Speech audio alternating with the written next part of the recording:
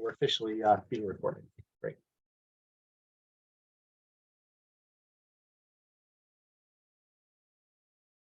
So when were you appointed the town manager?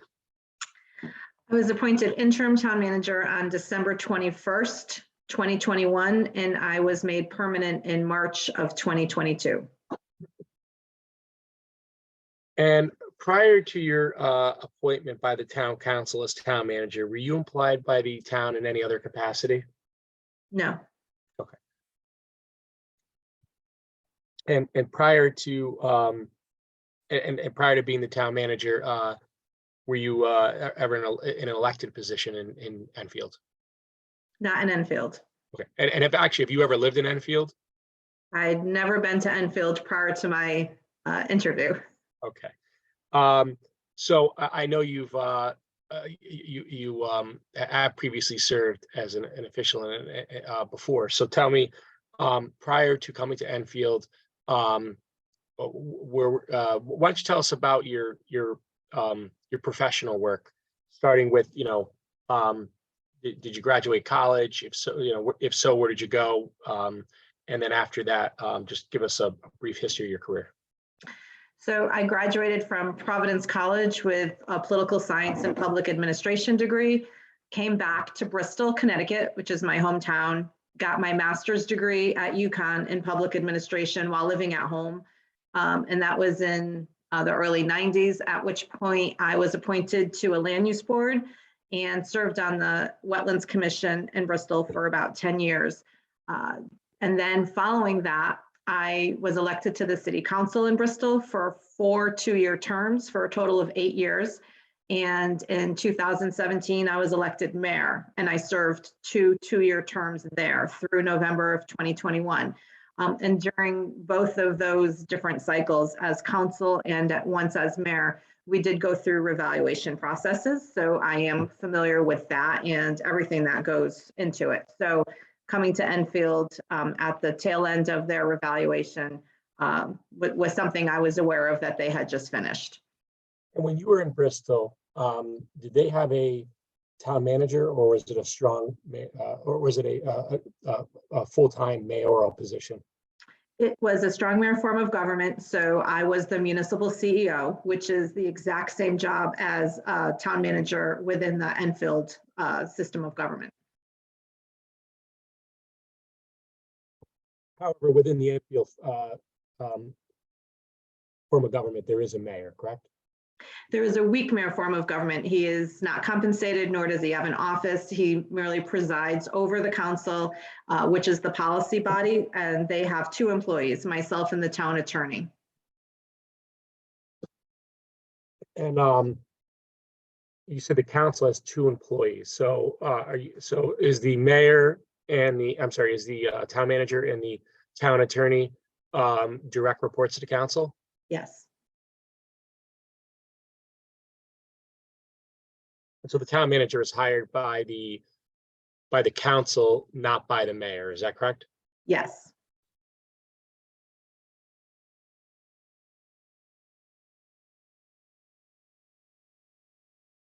So just to get the timeline straight. So you served 4 years as the mayor of Bristol. Mm-hmm. And then did you decide not to run again, or what happened when you left there? No, the entire, okay, I just lost my camera. Can you see me? Because I can't see you. I can see you, sure. The entire central Connecticut region was wiped out with the post-Trump repercussions. So no, we all lost our election. Every Democrat in central Connecticut lost their election. So you're a Democrat, is that? Yes. Or you were a Democrat there? Okay. So you lost your election in Bristol, and then how soon thereafter did you get the position in Enfield? So the interplay there was the election was in early November, obviously, and in our charter in Bristol gives a very quick turnaround. So 6 days later, I was out. Meanwhile, in Enfield, the exact opposite happened in Enfield that happened in most of the rest of the state. In fact, only Enfield and I think Brookfield went from red to blue, so to speak. And the town manager, Chris Bromson, had some concerns and difficulties with the incoming Democratic administration. They were asking a lot of questions, and I think at one point he quit on camera during the first council meeting, causing a huge leadership vacuum. And a mutual friend of mine and Mayor Crosati's recommended that I apply because they were in desperate need of someone to come up immediately. The assistant town manager in Enfield, Kasia Perciello, was on maternity leave. So it literally left nobody in the town manager's office. So they had two signatories. The first was the finance director, who did not want to be interim manager. And then they passed the hat to Chief Fox, the police chief. So he did it for, I think, 3 or 4 weeks until I was named on December 21st.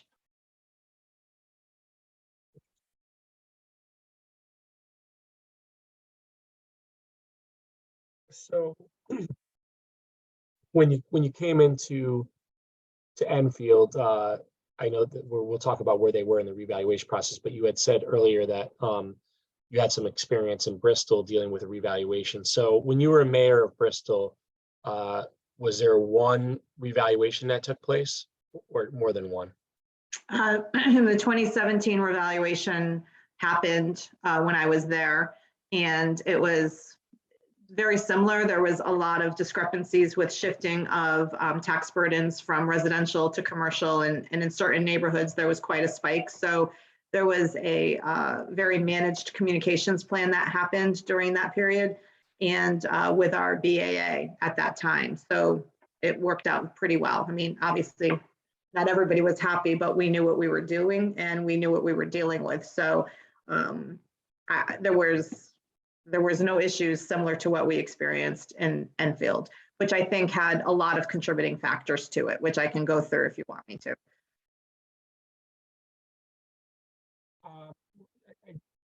When you go through, you mean with Bristol or Enfield? Enfield. Yeah, well, we'll get there with, yeah. So tell me about, so you come in to Enfield, and just tell me, it seemed like there was this perfect storm of a new assessor, a revaluation, and quadrennials were due. So why don't you tell me about the perfect storm? So my first week, which was the week preceding Christmas, and it was a short week, there was not a lot of people working. So I made my rounds, and in Enfield, the assessor is not a standalone direct report department head. So he reports to the finance director, who was on a vacation week.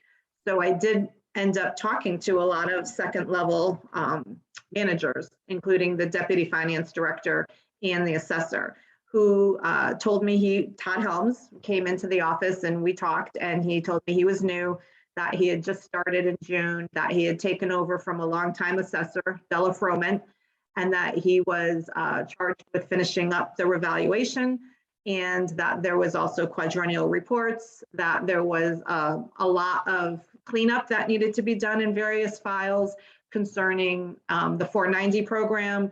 And in general, he was looking to apply more technology to the department because it didn't have any, which at face value did not raise any concerns with me and made perfect sense.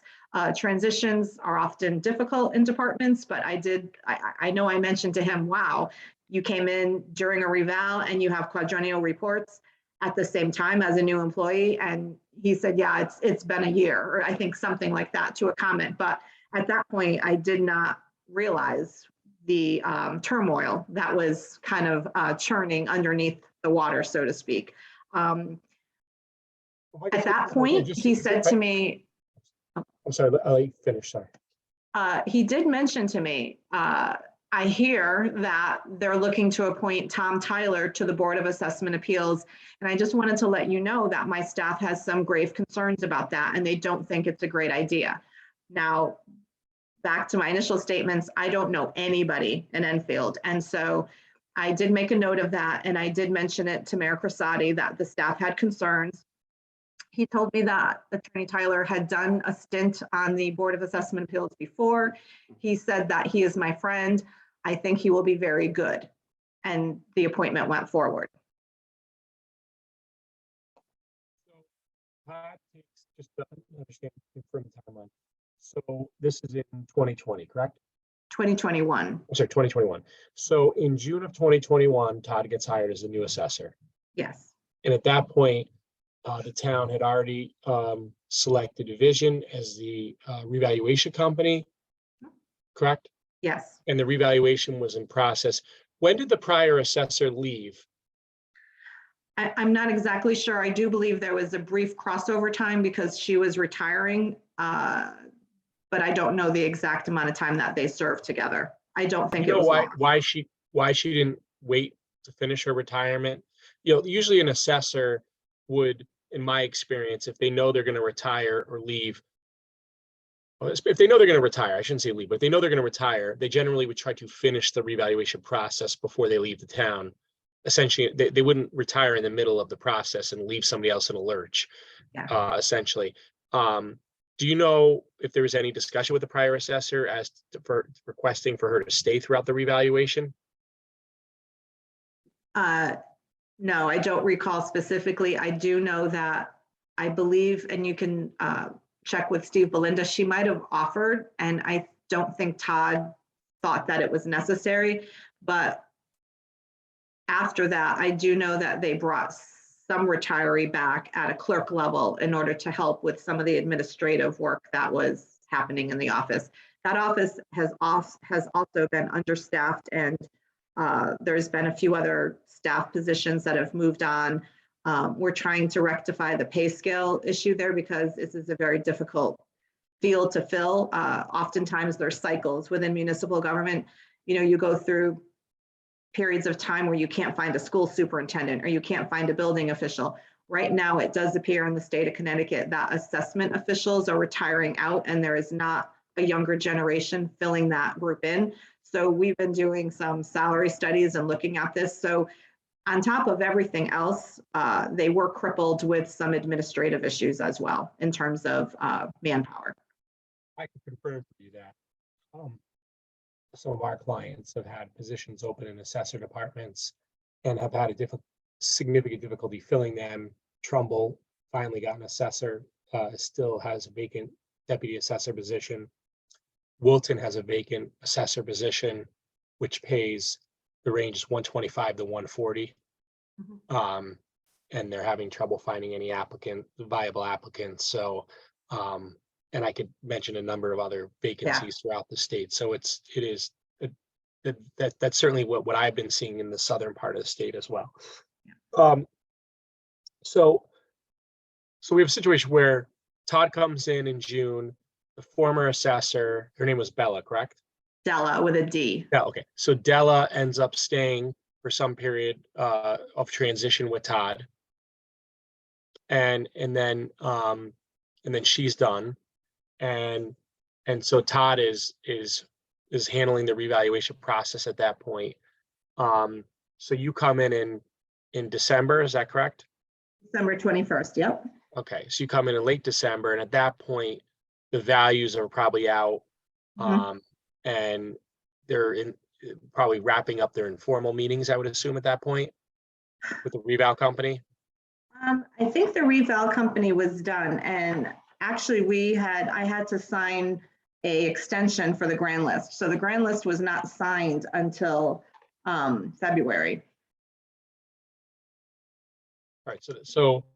So the grand list got so the 2021 grand list, which was your revaluation year, received a 1-month extension from the state. Is that correct? Yes. And so the grand list then was signed at the end of February. Is that correct? Yes. And then the BAA process, which typically would take place typically the deadline would be February 20th, was extended to March 20th. It was extended to March 18th. Okay, to March 18th of 2021. And then the BAA process, which would the hearing process, which would typically take place in March, then took place in April. Is that correct? April into May, they received an extension to complete their work as well. All right, so the BAA hearings took place in April and May of 2021. They had an extension to be able to complete those hearings until the end of May of 2021. Is that correct? Yes, and then just as a note that we can probably circle back to, the BAA continued to meet after that time. Okay, so the BAA continued to meet after May 31 of 2021. Is that correct? Yes. And did they consider additional applications at that? Did they consider applications, make any decisions on applications at that time? I'm just organizing my notes. No, it was more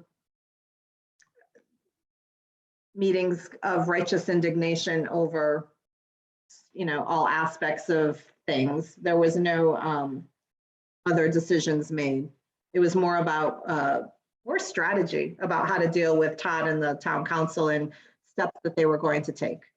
Okay, so first of all, let's, with regard to the BAA hearings, well, with regard to the extension of the grand list, you would have received written approval from the state, correct? Yes. All right. So, Matt, we got to make sure that we have that.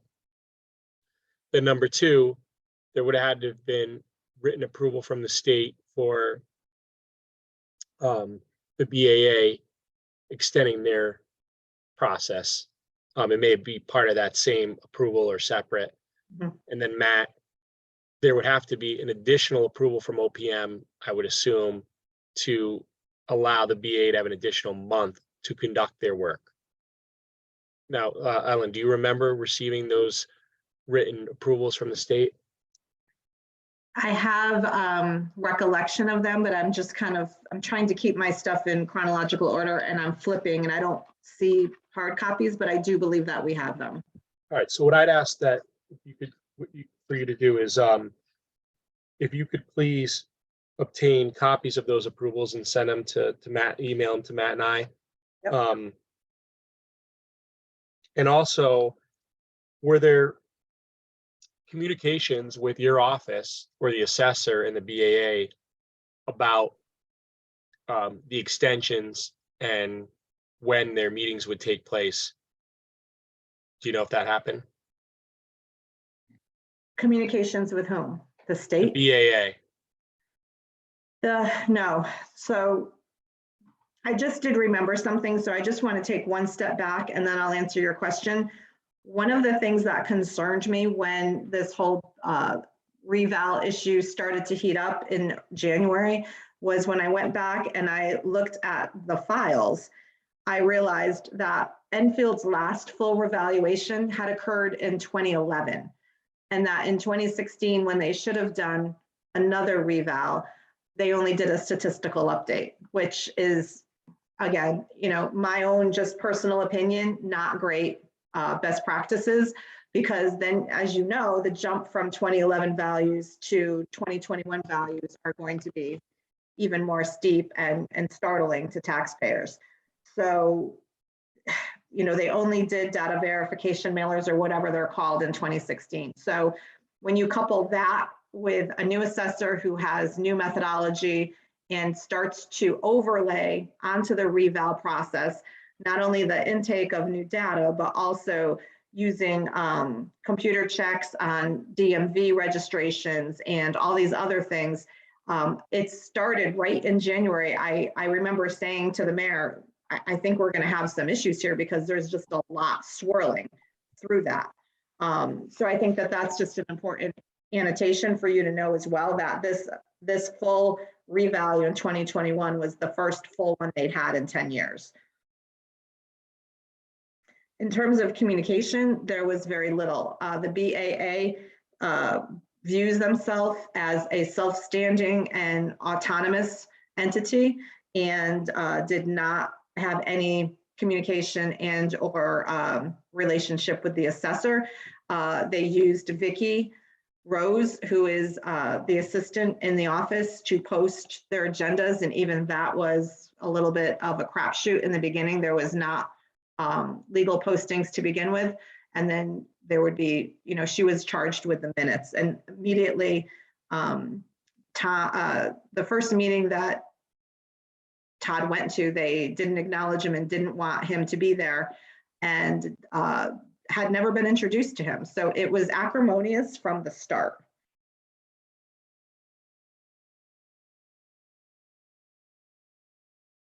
Tell me a little bit more about that. Is there any, when you say acrimonious from the start, could you tell me a little bit more about that? So they wouldn't allow him to speak at the first meeting, of which I was not present. The second meeting I decided to attend because it seemed like it was going off the rails before the BAA process even started. And at that meeting, which I can give you the date, I was present when Todd came in and he sat, in the Enfield room. Myself was accompanied by the mayor. I think another council member was there.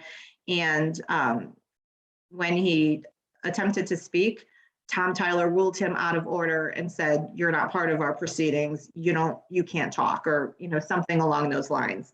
So right from the get-go, it was that there was absolutely no interest on the part of the BAA to have a relationship with the assessor during the BAA process. And when they had that meeting, were there any applications at that time, or was it just an organizational meeting of the BAA? I believe they were still in organizational phase. So is it fair to say that, well, so I don't want to characterize this. I'd rather have you tell me. What did you witness as far as what was there any willingness for the BAA to allow the assessor to give him their thoughts about how they should conduct their process? And was there any opportunity for the assessor to share his thoughts with them? No, I was a little taken aback by the lack of professionalism exhibited by the chairman as well as the two members. There was a significant amount of rudeness and hostility exhibited toward the assessor. And it just seemed to me like it was already being set up to be a very difficult process where they were not interested in anything he had to say, with the irony being they had never met him at that point, nor had they reached out knowing they were on the BAA. And apparently the two existing members, the two women who were already on, Mr. Tyler's appointment became effective in December. The two women from the previous summer when Todd had been there, nobody had ever come in to introduce themselves to him as existing members of the BAA, which I found odd. And then Mr. Tyler was appointed. He was subsequently elected chair at some point, and he had not reached out to the assessor either as this process was starting. At that point, it was obvious to me that, me being new, there was all of this community uprising that I had not been privy to, because I'm not, in the local coffee shops or at the post office or hearing from the farmers or that type of thing. But at that point, at that meeting, I realized that there was this groundswell of discontent that was going to unleash itself on the BAA process. So just, I want to understand the organization. So it would be helpful. Well, Matt, we have the files from the BAA, which provide the applications. Matt, do you recollect, do we have all the agendas for all their meetings? I'm not sure. I know we have all the applications, but we can certainly pull all the agendas. They should still be available online if we don't have They them. are. Yeah. Are they're all available online for all their meetings? I believe they should be. Ellen? Yes, Yeah. we've checked them and they're all there. And that's from 2021, right? Yes. There was Well, no, it would have been actually 2022. There was a little bit of a gap between them getting uploaded, but I do believe that all of that was worked out. And actually, there was another date that I know that you're aware of that I'd have to look at my calendar, but it might have occurred close to proximity of me attending that BAA meeting. And that was the February 7th town council meeting, where we had multitude of people complaining, mostly farmers, about the assessment process. So that was another just bullet point in terms of knowing that this issue was starting to create this groundswell. So that you said the first meeting the BAA had, you did not attend, is that correct? No, correct. And did Todd attend that first meeting? Yes. And when he attended that first meeting, well, did you hear about what happened at that first meeting that you did not attend? Yes, I was told that he was ignored, not granted the floor to speak or introduce himself or have any participation. And that was the impetus for my subsequent attendance at their next meeting, because I wanted to see what was going on and why there was already this antagonism. Was it your understanding that Todd tried to introduce himself? Yes. Did he try, did you know, at that first meeting, do you know if Todd, did he try to offer to have his office be of assistance to the BAA? I believe anecdotally that there was, that's why I'm here type of thing, but he was not given the opportunity to speak. And so does the BAA have staff? No, they use staff from the assessment office, and traditionally, Vicki Rose is a longtime employee of the assessor's office. She has served in that capacity, although she has been spelled by other people when appropriate. Alyssa Harvey, who's more on the tax side, I think has filled in for some of the minutes in previous years. But for this past year, the majority of it was handled by Vicki Rose. And she would go to the meetings, and she was the contact if they needed to submit something or their minutes or agendas. Everything went through Vicki.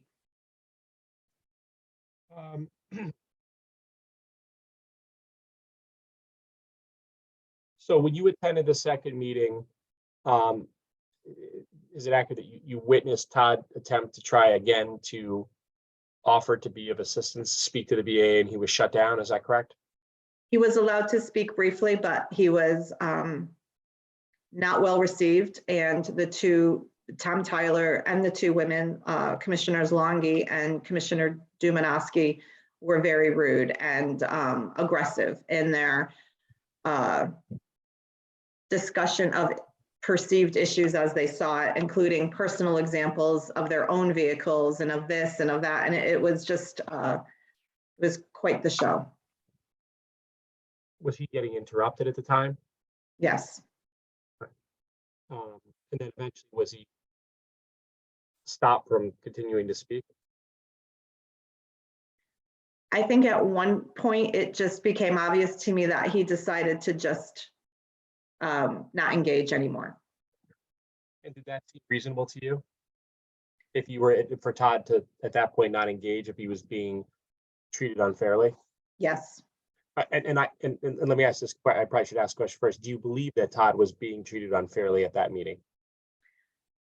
I think the method in which their concerns were being delivered were extremely unprofessional, and that a lot of it probably was showmanship. And I also believe that a lot of their concerns and the what ifs and what are we going to do about the scenario probably would have been alleviated if there had actually been some level of workshop or introductory meeting so that everybody could, you know, set parameters about how the town was going to move forward through an assessment process.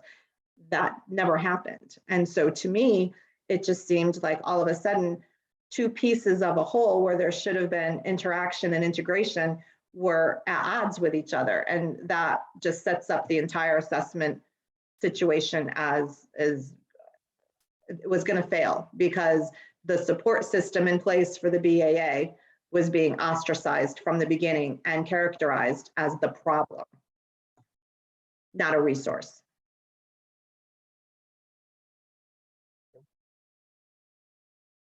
After that second meeting, which I guess we described as like a workshop type meeting, because there was no applications on that night, correct?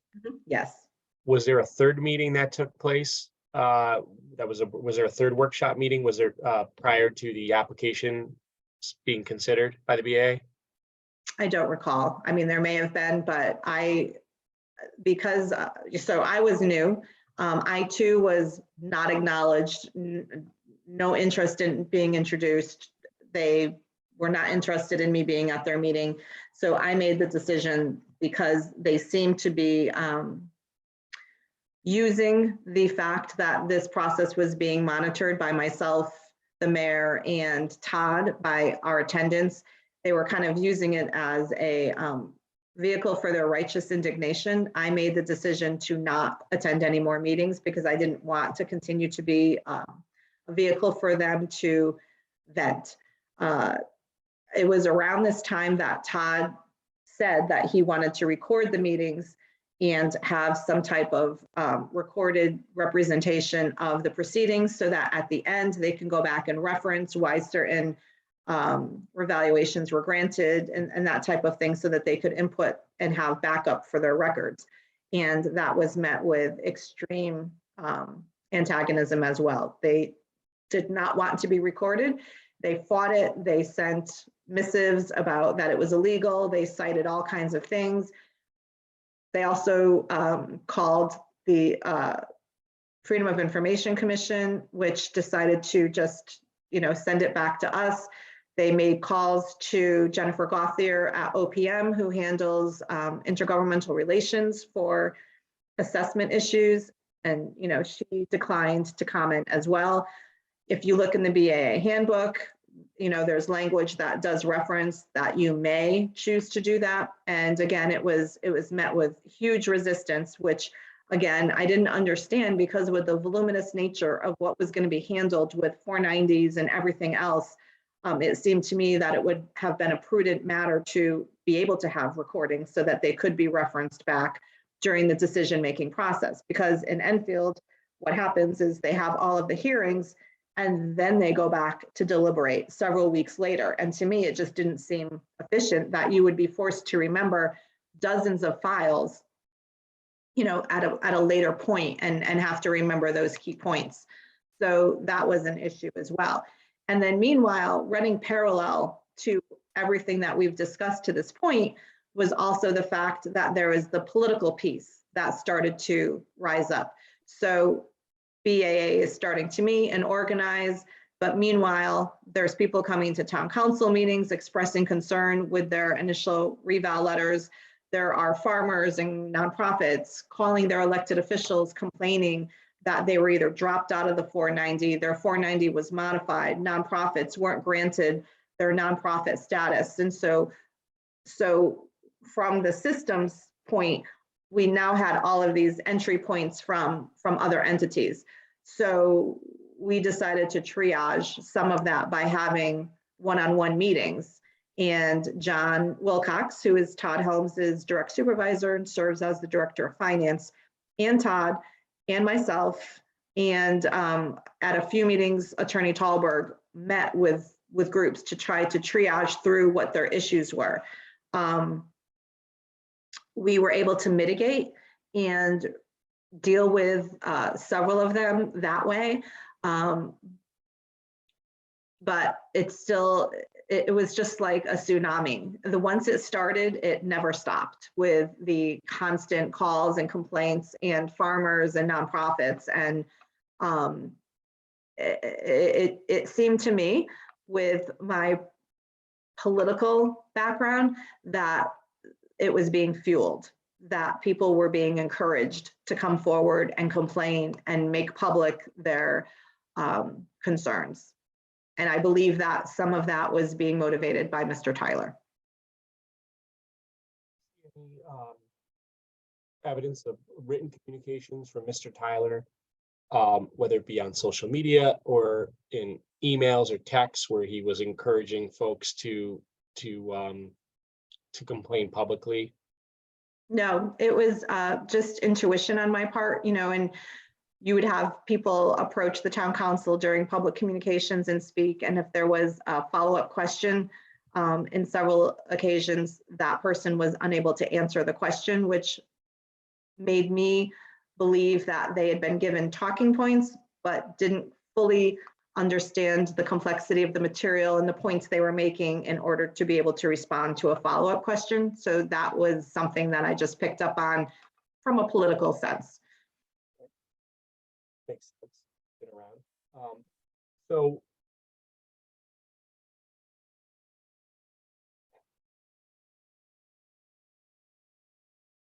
with regard to interaction between the assessor's office and the BAA, you've explained that in 2 meetings, the assessor had difficulty trying to communicate with the BAA. So then at that point, when they started to, whether it was their 3rd, 4th meeting, whenever they started to consider applications, was there someone from the assessor's office that was working with the BAA to schedule the meetings, Yeah. put out the public notices, do meeting minutes, etc.? Yes, that was Vicky Rose was given the majority of those tasks. But in the beginning, the first few weeks, couple of weeks, I should say, or I can check, Todd was also attending the hearings, which caused great consternation with the commission, and they requested that he not attend, that he was an intimidation factor, that people were uncomfortable speaking in front of him because he had levied this value or removed them, or in some way had been the authority figure as to what drove them to the appeals process. So, my advice to Todd at that point was to stop attending the meetings in order to lower the temperature, and he did. He stopped attending. Did anybody from the BA recognize that it's a public meeting and that any member of the public, a journalist, anybody could come to those meetings? I do believe that they were well aware of the role of public meetings. They were very lackadaisical with agenda postings, timeliness issues, with timeliness of meeting minutes being prepared and available to the public. But honestly, I have found that throughout the entire government system. They operate in this very they did not comply. At town council subcommittee meetings believed that they didn't have to comply with FOI because they were subcommittee meetings. So I had a lot of difficulty with FOI compliance and transparency when I first started. So it would be unfair for me to levy that really only at the feet of the BAA. I just don't think that there was enough education and understanding of public government and what those thresholds are with everybody that worked in that building. So that piece has been repaired. But I will tell you that my insistence on timeliness with public notices and postings and room changes and all of that, I believe they took as an attempt by me to control the process, and it was not well received in that venue. So tell me more about that. So what did you attempt to do, and what was the reaction? I communicated to John Wilcox and to Todd and said they have to post. I mean, if this, and we were also getting dinged by people saying we don't know about the process. So the process, they can't have it both ways, is something that I remember saying. You can't say that we are autonomous and that we are the BAA and we have authorities vested in us from the state of Connecticut and then not comply with the rules. So whether it's Vicky Rose or someone else, I said you have to post, there has to be a clear agenda, there has to be minutes filed or at least available for the public to inspect per the law, and they would randomly change their locations, which again, you have to publicly post and redirect if you're changing room locations. It's just a minor thing, but put something in the hallway. They weren't doing any of that.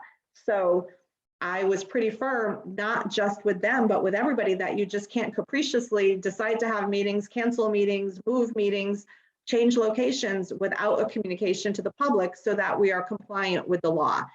It just was a foreign concept. But again, I will qualify that it was not just the BAA who just felt that they could conduct their business and the burden was on the public to figure out where they were and what they were doing. Did you have any email communications with or text communications with members of the BAA regarding your requests pertaining to FOIA compliance that you can remember? I can look, but I do believe that I had conversations, and there are most likely emails with Sheila Bailey, our town clerk, who was just as aghast at the process as well. Sheila also was a new employee, and so her vast experience in municipal town clerk world, we've had many hallway conversations like, can you believe what's going on here? And so we were both on the same page that things had to be tightened up and that compliance had to be, there had to be a higher adherence. So I will write that on my list of what to look for. But she is also someone who could lend some light to this if you needed to speak to her. I think it'd be helpful to see your communications with her, and then we'll take it from there and see if it makes sense to interview her. Sure. Then Vicky Rose was essentially the clerk for the BAA throughout their BAA process that took place in 2022 from the 2021 Grand List Appeals, correct? Yes. And so did Ms. Rose encounter difficulty working with the BAA, to the best of your knowledge? Yes, I did not have any direct conversations with her, but she did relate to her direct boss, Todd Helms, who related to our human resources director that she was feeling uncomfortable within the workplace and the hostility that was part of her existence in terms of her work with the BAA. And so we did document that within the HR department as part of this ongoing, attempt to manage the process. But yes, that was part of it at one point last spring, that she was very aggrieved by the position that she was serving in and everything swirling around. Are you able to disclose, could you check with your personnel director and inquire about whether any of those records could be disclosed to us? Yep. I don't know if it's appropriate to do so.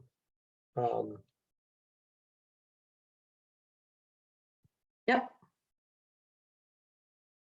So was ultimately Vicky able to work with them to get through the process one way or another? Yes, they liked Vicky, but I also think that they were not respectful of her. Vicky is an Enfield resident. She was known to them. I think that there was a comfort level. I also think it was an anybody but Todd can be in the room situation, but she did manage to finish the process with them. And so you mentioned the fact, so I want to get back to their meetings, that they had meetings beyond May, which was the time permitted by OPM, correct? Yes, they had at least a couple of meetings in May. I would have to just go grab my file about June, but they also met on Saturday, I believe it was July 2nd of the long 4th of July weekend. They posted a meeting. They were going to meet at the library. There was no staff support asked for that meeting. We believe it was a meeting for them to discuss their legal strategy, because at that point, I believe they had either retained Rachel Baird, or Rachel Baird had come to a meeting representing their interests.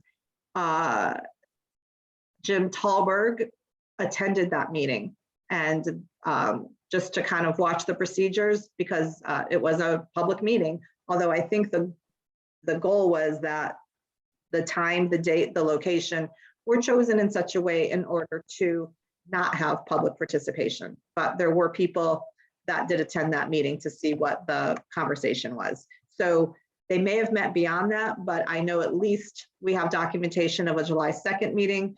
And there were occasions where I think formally for applications and appeals, Vicky was probably there a high percentage of the time, but there were meetings that they held that she was not. And a couple of them included Saturday meetings, which I don't have a problem with, because for people coming in for appeals, that is a convenience factor. In the case of those meetings, when Vicky Rose was not present as a representative of the assessor's office, it appeared that one of the women that serves on the BAA would put forward a set of minutes and send them in.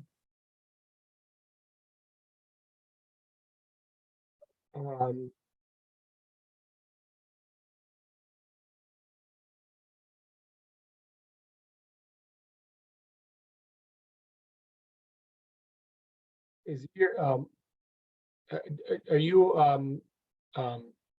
aware of the underlying statute that enables the BAA to do its work? That's Connecticut General Statute 12-111. And under 12-111, Connecticut General Statute 12-111, is it your understanding that the BAA can only meet during certain months that are prescribed within that statute? So that has always been my understanding, but I did question whether, because they were not doing appeals, whether because they were a duly constituted board, that they could continue to meet on other matters. I wasn't clear in terms of that law as to whether that was allowed or not.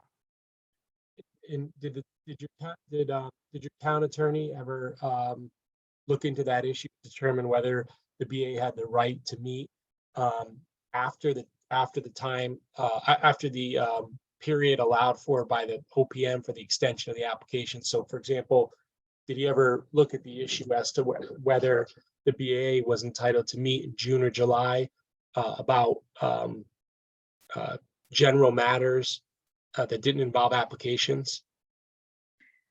I'm not sure specifically. There was just so much of that interplay that it could have been part of the conversation. I know we were cognizant of them meeting past May, but I can't answer specifically as to whether there's anything in writing or documented on that. I mean, I've never heard of a BAA meeting in that manner after the time that the BAA hearings take place in March, or typically in March or in September for motor vehicle and personal property. I have seen BAAs prior to the month in which they're doing their applications conduct a workshop with, for example, somebody like myself to go through, basic process and review, but that's an issue, Matt, that we'll have to look at.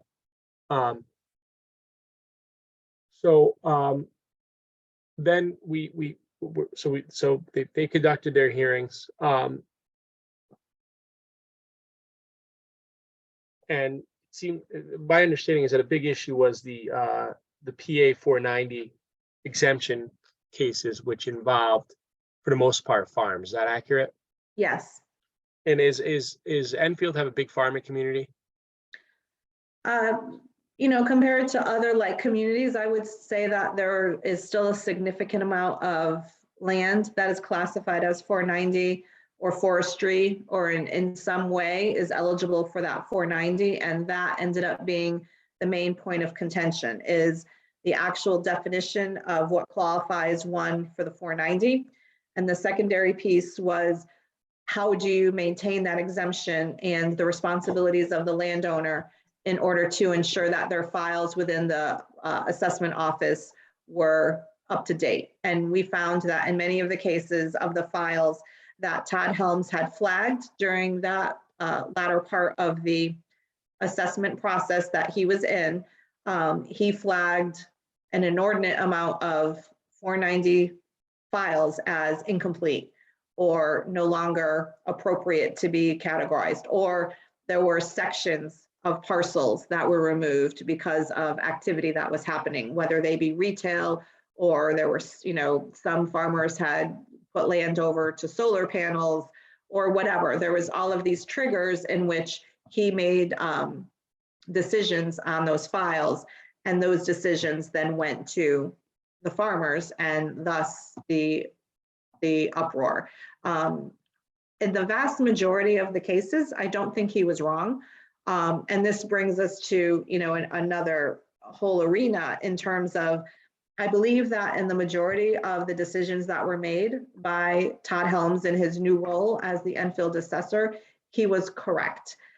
I take issue with how he administered those decisions and some of the best practices that he used in terms of appropriate communications and more of a communicative approach as opposed to very black and white. Even his communications are legally appropriate, but they're harsh. And so we implemented a practice almost right away where I have to see letters before they're sent out, whether it's supplemental bills or personal property audits or anything. I look at the letters before they're sent to the members of the public.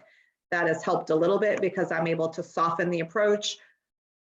Simple things like adding salutations, that was not being done. And so from a perception basis, I do think that my political background helped a little bit in assuaging some of these issues, because he's correct, yet the implementation of his decisions were very poorly received by a community who had really not had any of these assessment issues. And I believe that our previous assessor really just coddled and massaged and maybe frankly didn't do as many updates and reviews of files forensically or otherwise to ensure that things were up to date. We had one parcel where there was just this generational, 17 cousins owned these farms. None of the paperwork had been updated. The one resident remaining in Enfield is in her early 80s and is responsible for collecting taxes from relatives that are far flung across the United States. The file hadn't been updated for a couple of decades. He flagged it. Chaos ensued. Meetings were held, and that is one of the cousins is someone who I believe has in fact been inculcated by Tom Tyler and was a constant person at town council meetings over the course of several meetings over that one issue, which clearly was the responsibility of the family. They had no understanding of what their role was or what they needed to do with that file. I sat in on that meeting with the family. Todd was stellar in his explanation of the paperwork that needed to be done, which was not hard. Literally, it was checking the update box on the 490 assessment forms to refile. But this one particular gentleman made it his life's work to really go after Todd in every public forum. Subsequent to that, his residents got tagged for an unfinished second floor. They wanted to come out and take a picture to verify. He took that as a personal insult as well and said publicly, I will not have that man at my house. You need to send somebody else. As it turned out, they were able to go out and verify that he had not finished the second floor of his residence and his assessment card stayed the same. But he took like 5 years of his personal assessment cards, property cards, and flagged all of these different things. And again, it was this attempt to create this conspiracy where none existed. So it really, when I say it went off, name, by the way? Wow. What was the person's name? Arthur Mullen, M-U-L-L-E-N. Mullen Road? What? Mullen Road, was that Yes. correct? Yeah, it's a forestry. There's no farming, but it's forestry in the parcel that is still communally owned by all the family. With regard to that person, do you think that Todd was at fault in any way? No, not in the case of the Mullen family parcel. The steps that we took to meet with Maureen Mullen, and Art was not at the meeting, but her other cousin was, or her brother, and everything was explained. And honestly, I complimented Todd after that meeting because he appeared empathetic. He was helpful. We right in my office printed them a list from the state of forestry people who were familiar with 490 so that they could get an updated report and put it on file. I thought that it went very well in terms of how that was handled. And again, that's how we did a lot of them. It was a case-by-case basis. The nonprofits were the same. They would come in and we would explain to them where they were lacking per state law or per IRS code. And we'd say, here's how you can rectify this. And in the case of all of them, except one, which was the Moose Lodge, everybody had their quadrennial report brought back up to speed. We spent a lot of time with the Moose Club. They had been exempt for a long time. We called every other community in Connecticut that has a Moose Lodge. None of them granted exemptions. They did not meet the criteria that's spelled out within the nonprofit code within the IRS. They did not meet any of that. So we told them in a very nicely letter that unfortunately they did not, the litmus test for them had failed, and that they were going to go back on the grand list as a taxable entity. They then appealed to the BAA, who took them off. So that was another one that was an interesting push, counter push between the BAA and the assessor's office, of which we had involvement. And then there is probably 9 other files that I could reference. Overall, do you believe that the assessor properly applied the PA 490 law to the farm exemption applications? What was the first part? Do you believe that the assessor properly applied the PA 490 law in Connecticut with regard to the farm exemptions?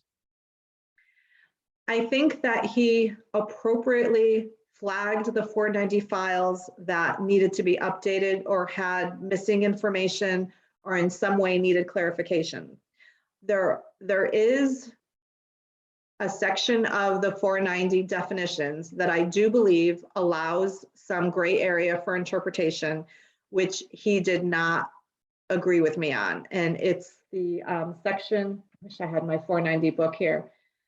It talks about a farm unit, and farm units within this definition, the way I read it, do not have to be contiguous pieces of land within a farm unit. So for example, you could have an area of forestry or woodland that abuts your farm that is a buffer for neighbors or from the road. And that is considered part of the farm unit, even though it is not a producing piece of a farm.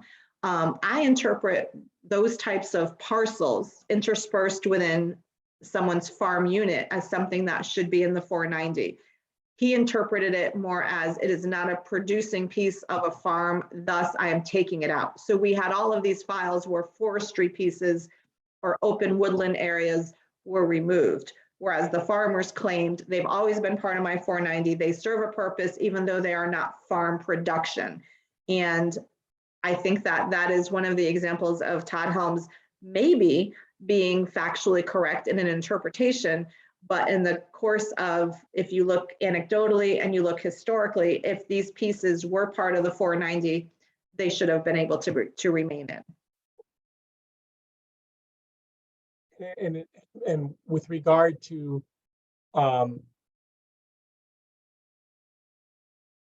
those exemptions that he took away, when property owners came to him prior to the BAA hearings and gave him additional information, did he make changes to a number of those properties?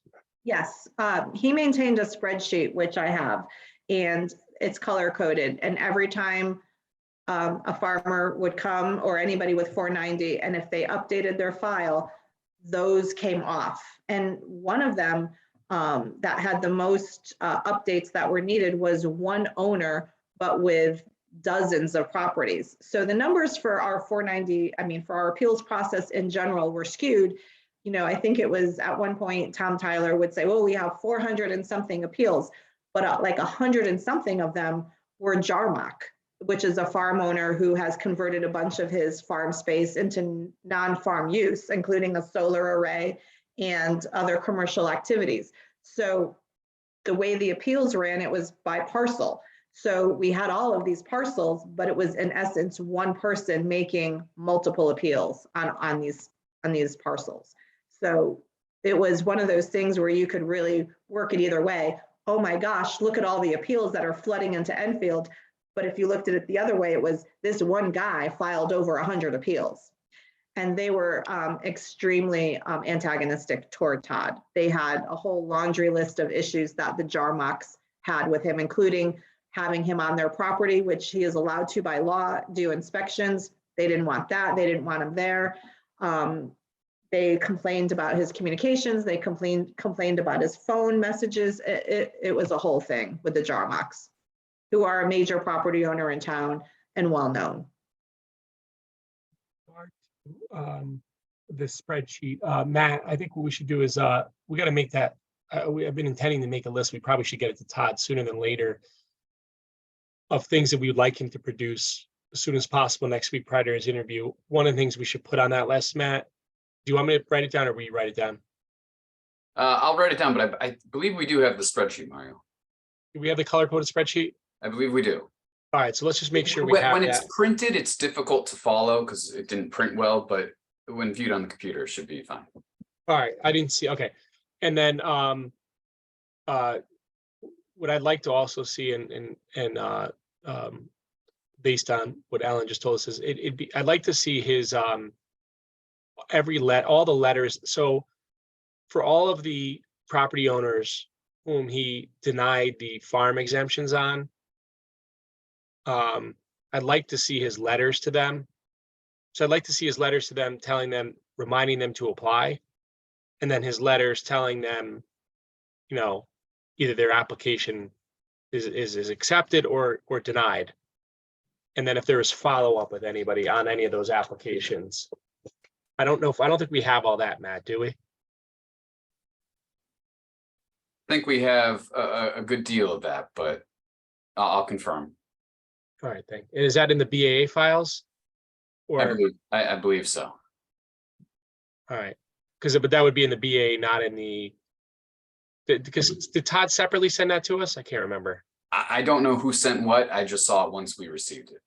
All right, but let's just make sure, see if we have it, and if we do, we don't have to Mhm. request it. If we don't, then let's request that from Todd. Okay. And Matt, you have Todd's email, so you could send him this way I don't want there to be a holdup with me over the weekend. It's fine. So were there any complaints that you've been made aware of regarding the previous assessor?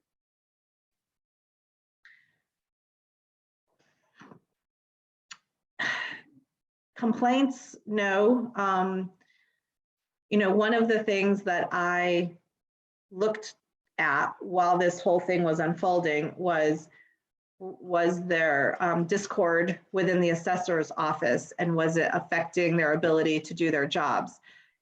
Anecdotally, it appears to me that they are supportive of Todd, that they appreciate the leadership that he's shown, and that anecdotally, many of them have commented to others and to other people within the town hall building that he's fixing things, that things had been happening in the assessor's office for a long time that were just let go. There is an allegation that there is a very well-known company in town that registers their trucks out of town. Everybody knows it, nobody goes after them, and that apparently there was some social connection between the former assessor and that company that just let it go. And so with a majority of people working in the assessor's office who also live in Enfield and who are taxpayers, that was a little bit of a rub. Like, they saw things like that and it annoyed them, but yet they were powerless to do anything about it. What was that, by the way? There's a certain level of parochialism in Enfield, and I could see some of that happening. It's again, and I don't mean to sound like a snob, and I don't want you to think I am, but coming here and hearing that the former assessor, Della Froment, had previously served as the police chief secretary, to me, that is not a career path that is appropriate for an assessor. An assessor is a highly technical field, which requires a lot of background. Now, I'm not saying that someone who comes into that field cannot achieve those professional levels over time, but it still seemed to me that it was a very small town. Let's take care of Della, let's make her the assessor. And I'm not sure that at certain points it was probably a good fit. And I'm sure that she grew within the position, and I know that she achieved certification, and I acknowledge that. But I still think that at points, part of the issue was the very stark difference in management that occurred from her retirement to Todd taking over. And during the interview process, it was a panel of 3. It was the assistant town manager, who at the point was the HR director. It was the director of finance. And I believe that it was the town manager prior to me. And they told Todd that they wanted to bring the assessor's office into the 21st century and start using technology and modernize the systems. Well, they got what they asked for, but I don't think they realized how poorly received it would be in a community that was very happy and complicit with how things were being run to that point. That we don't need to update attorney Zappo's file because we know her. We know she's on XYZ street, and we know that there's Christmas trees there. So we don't really need to do that. That's not how it's being run right now. New sheriff in town, and he handles things differently. And I think it was really a shock to the system of Enfield community that this is how this new assessor is operating.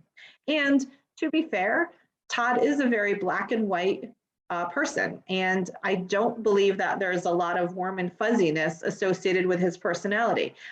He's dry, he's acerbic, he has zero facial expressions, and it's not easy to warm up to him. And I'm probably one of the people he's closest to in town government, and I don't even consider myself having a close relationship with him. He's just, it's, someone in town hall equated him to like Rain Man. It's just this type of laser focus, and there's not a lot of gray area with anything he does. Thank you, that's helpful. Who was responsible for selecting the revaluation company? I would assume it was done internally within the assessor's office. It's my understanding that vision has been in place, and so it would have made sense for them to just bring that on, but I don't know, that preceded me. We could ask the assessor that. Do you know if the town had issued an RFP or RFQ for vision? I'm unaware of whether they did or they did not. Do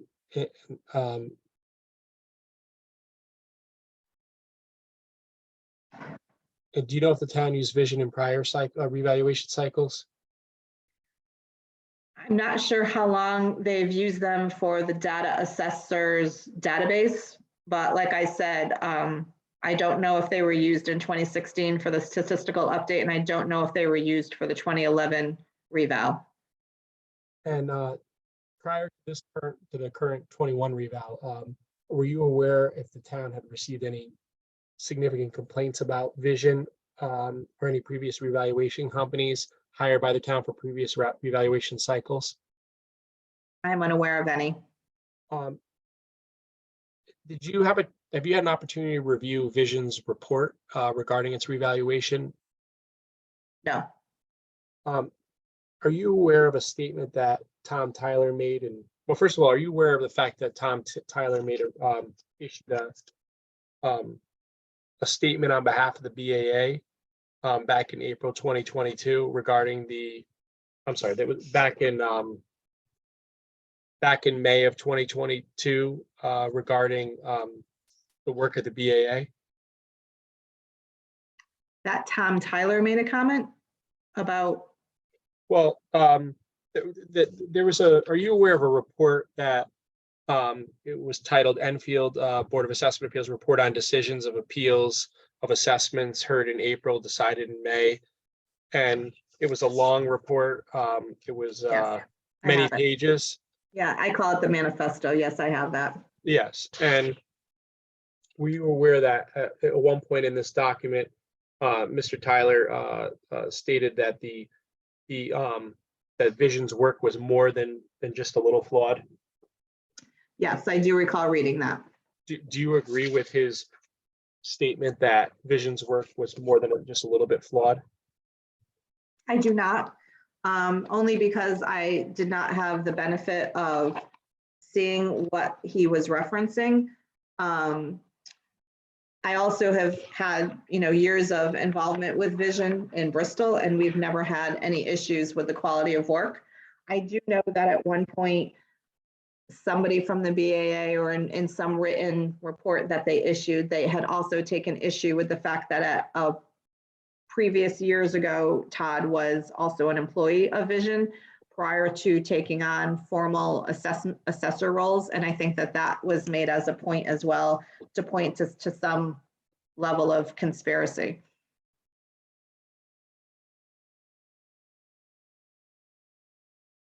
Do you know how long Victoria Rose has served as the assistant town assessor? I know for several years, but I do not know the exact date. Have there been any complaints about her work in recent years? None that I'm aware. She has a very good public-facing persona.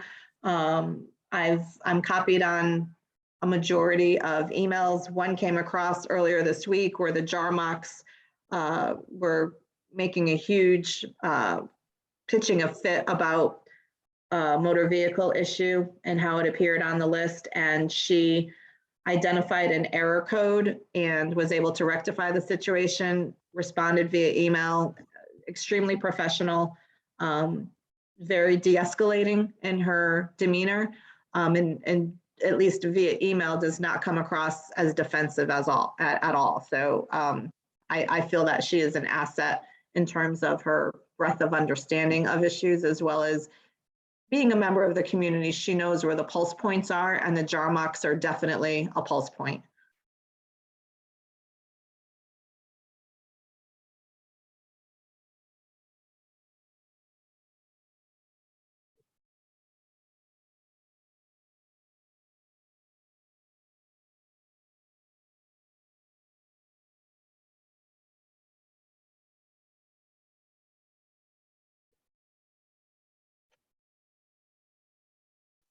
Are you familiar with the BAA decisions on the 21 revaluation regarding the Longy properties?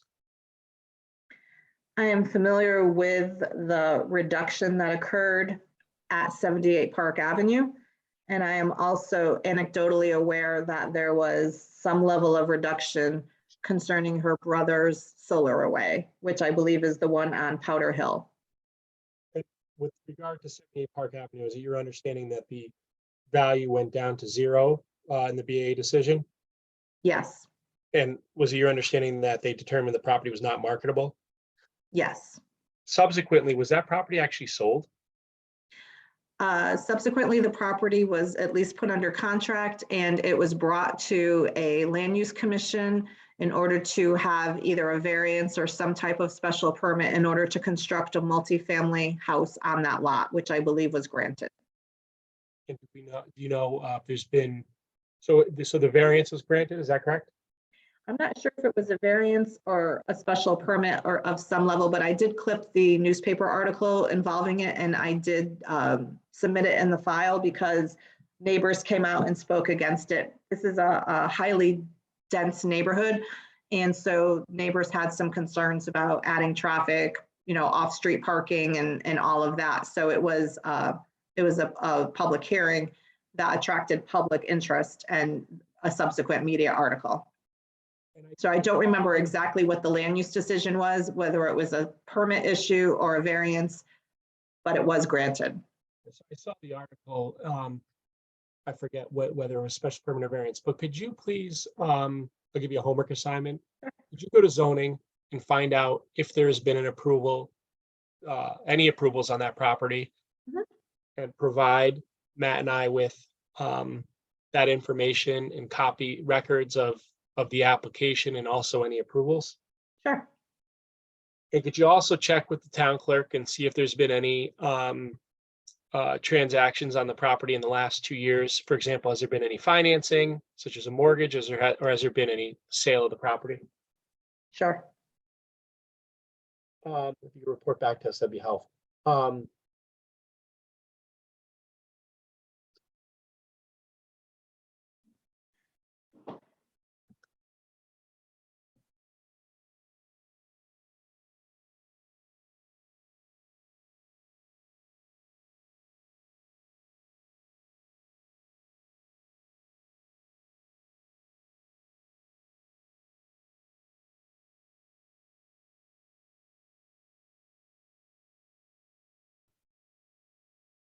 When the Longy appeal went forward with the BAA, did Miss Longy, do you know if she participated? She did not. Do you know who participated on the property owner's behalf? I'm not sure if anybody did or if they just acted on it. Sometimes people did not have representation. They just filed the paperwork. I don't know if somebody was there for her, but I don't know if we will know because they also manipulated the recordings. And so it's not clear on a lot of cases whether people were or were not present. But I know that she did absent herself. And we spoke about Mr. Mullen earlier, and my understanding was that you described a meeting that took place with Mr. Mullen where, or not with Mr. Mullen, but with a representative from the property, where Mr. Helms went out of his way, it sounds like, to try to help them figure out how to reapply for the exemption. Is that correct? Yes, the meeting was with Maureen Mullen, and I believe it was either her brother or cousin, or it was Mr. Art Mullen's brother or cousin, but I believe his name was Peter. They both came to my office. Todd joined us, and the meeting occurred there, at which point they were walked through the fact of their forestry reports that needed to be updated, the general status of their file, and what needed to be done in order to bring them back into compliance to retain their 490 tax status. And then did they ever do those things?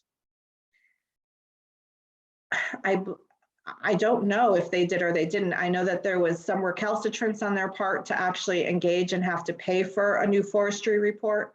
So I'm not sure what the end goal was on that, and whether that Mullen Road Woodlands piece is in or out, or in some way modified. We could ask Todd.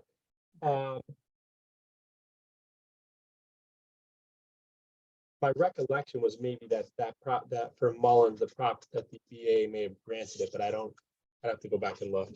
Yeah, I think you're right. How would you characterize the BAA's action with regard to Ms. Longy? It's one of those things that in my experience, on paper, it was executed the way it should have with a recusal, but it didn't pass the smell test for me. And you can't reduce anything to a zero. Everything has a value. And so that in and of itself, ironically, causes problems, because you can't have a zero on your database. OPM won't accept it. So we actually had to do a workaround in order to upload the final report, because zeros are not accepted within the software. So to me, I was just so taken aback by that. I felt it was a really blatant misuse of her position.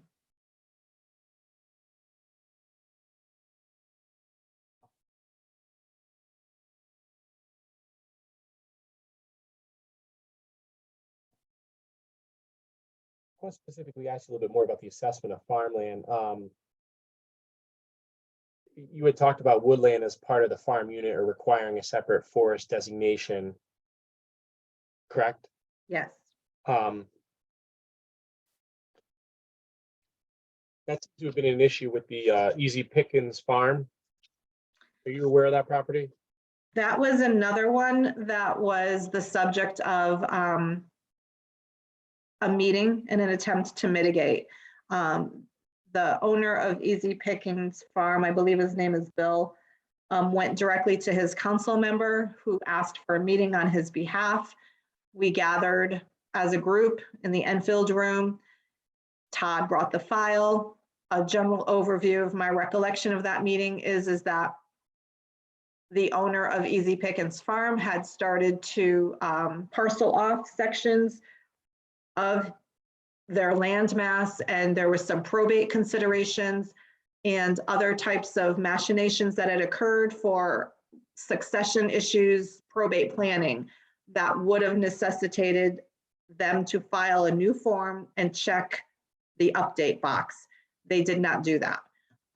Again, that was another meeting where it was spelled out specifically, this is what you have to do based on the actions that you and your family have taken regarding your property. One of them was a woodlands issue, but I believe that they were looking to there might have even been a permit for a residential build there. I believe that, again, another situation where Todd was very factually correct. The administration of the letter, the decision, the communications might not have been as empathetic.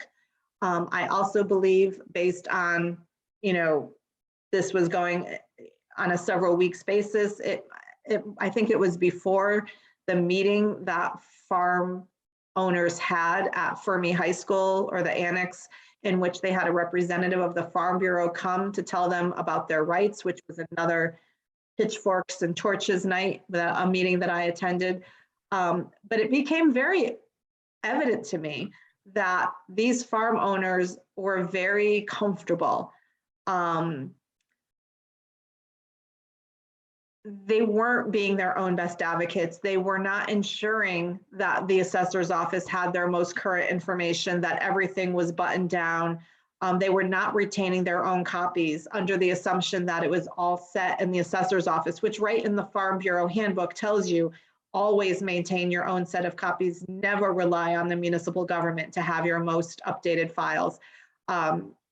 So every meeting that we had with individual farm owners and or nonprofit organizations, it was this big lesson in here's how you need to maintain your file. Here's what's missing. Here's what your legal obligations are in order to ensure you retain your status.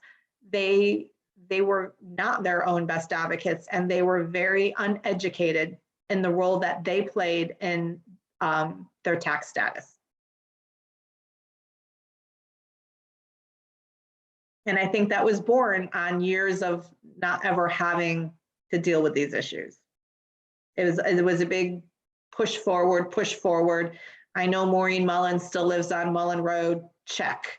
I know that Easy Pickens is still a farm and they sell fruit, check. There was never an attempt by government to ensure that the files were complete, updated, and or reflecting whatever changes might have occurred over whatever ensuing period of time since the last time, whether we're using revaluations as benchmarks or just general best practices with, an occasional office audit. None of that was happening. Speaking of files, my understanding was that in this process, 77 properties were at some point removed from PA 490 exemptions. And that at some point in your communications with Todd, there were a reference to 14 properties in which there were no files in the assessor's office. Do you remember that? I remember having that conversation based on the fact that we were trying to figure out where we were with this. So he would issue for me, and this is what I'm sure you have that Matt is referencing. This is the color-coded spreadsheet. And so he would update this for me, and he would, at one point, the spreadsheet is not dated, but when you look at the notes and the summary notes at this point for this spreadsheet, 13 properties had been returned to 490 based on being brought up to date. There were 4 that the owner agreed that they were no longer eligible. One of the notes reads, talked with owner, agrees with removal, no longer raises sheep. Owner states personal horse, used to have business but no longer does, change of use. So letter from owner states no farming on property. So this was just his way of tracking the general cleanup. There were 11 properties at this point that did not have an updated application or a forestry report. There were 25 that reported a change of use. Now as a private residence, no farming. Commercial business, no farming. Application was for flowers and vegetables, but only thing on property is the son's horse, change of use. So all of it was very well documented. But eventually this spreadsheet that I'm referencing was reduced, and there were very few properties that did not have a decision on them. There's another code orange. These were the ones like the Maureen Mullins and Easy Pickings, never received updated forester's report or application after a transfer. No application after transfer. So there were property transfers happening which trigger an update, and that wasn't happening.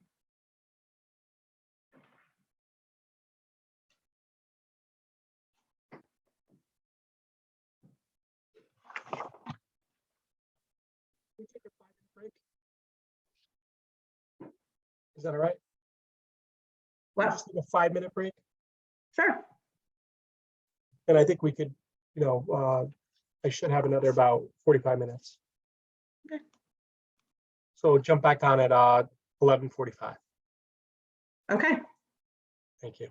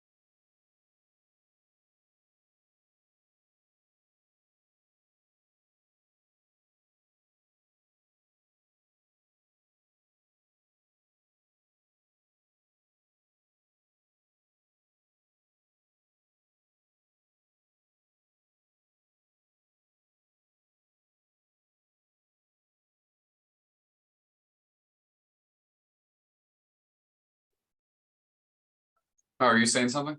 Yeah, I was just ready, well, ready whenever Ellen gets back on. Oh, okay. Do you have anything to add, Matt? No, no, not at the moment. Yeah, I couldn't remember. All right, so we're back on. All right. Thank you. Ellen, you all set? Yeah. Great.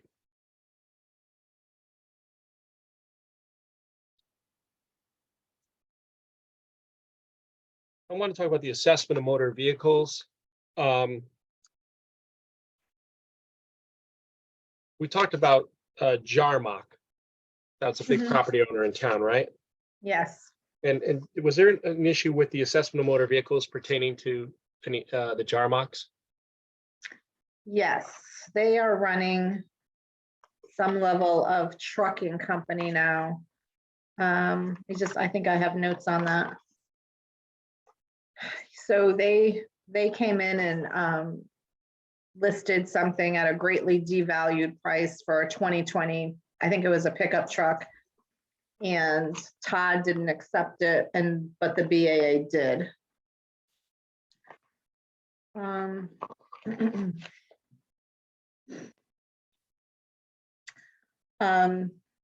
Yeah, so it was a Ford F-350. It's a $70,000 vehicle. It was assessed at $20,000 by the Board of Assessment Appeals. They did not use those comps, the NADA or whatever, the book value pieces. Those were not used in the decision-making process for that reduction.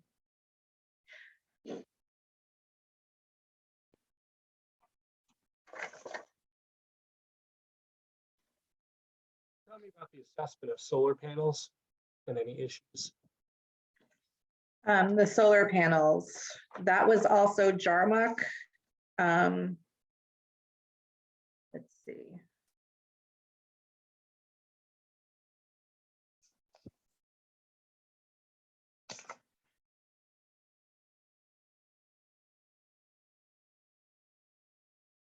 That was the nutmeg agreement. I think the BAA took that, so it's leased. The Jarmock Farms leases property to Nutmeg.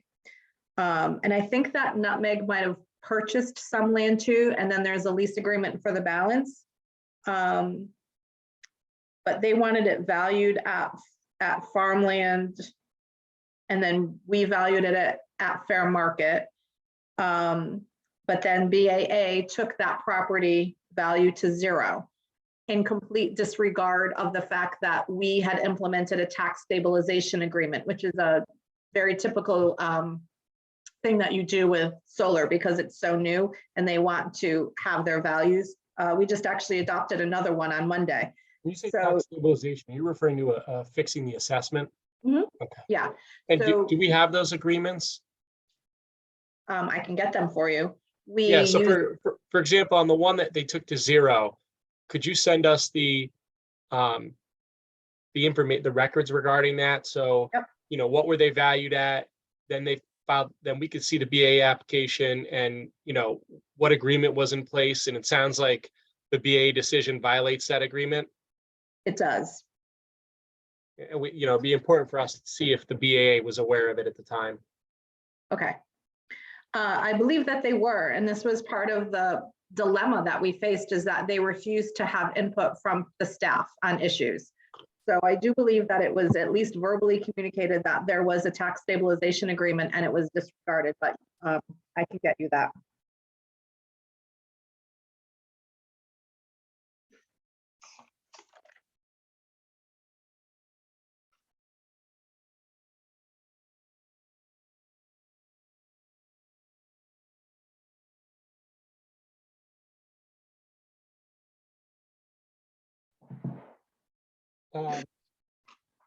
Do you have any thoughts about the any issues pertaining to the assessments of commercial and or industrial properties?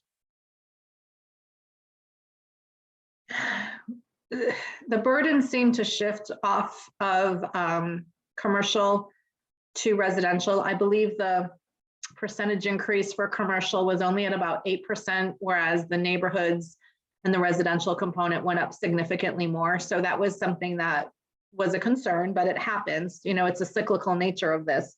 But we did not see a huge outcry from our commercial or industrial sector. We had several small tax appeals filed post BAA. And then the typical, I think, Walmart, not Walmart, the mall always files. And there might've been one other large one, but there were 6 total. So to me, that says there was not a big wrinkle in terms of the commercial real estate side.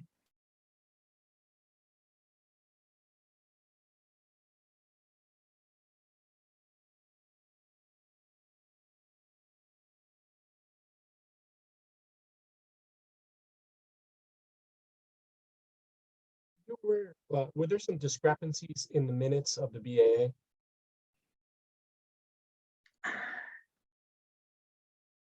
I mean, discrepancy, I looked at it more as it was difficult to follow. There was just like this stream of consciousness narrative where it was unclear as to the actions taken, who was present for said actions, and those types of things. Are they compliant with minutes?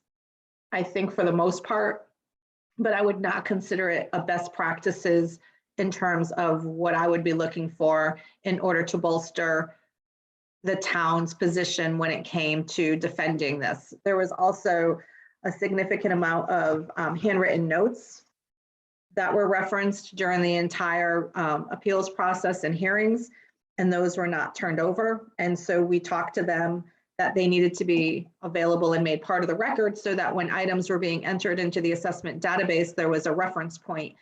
And I believe I have quotes in my notes where the response from the BAA was, quote, "They are available for review upon request," but they were not held in a public place where they could be accessible to the public. So, you know, it was a constant struggle with things that should have not been difficult during the process. And they did not turn over their records until the fall. So for a significant amount of time while inputting was being done into the assessment database based on the actions of the appeals board, we did not have benefit of their records within town hall.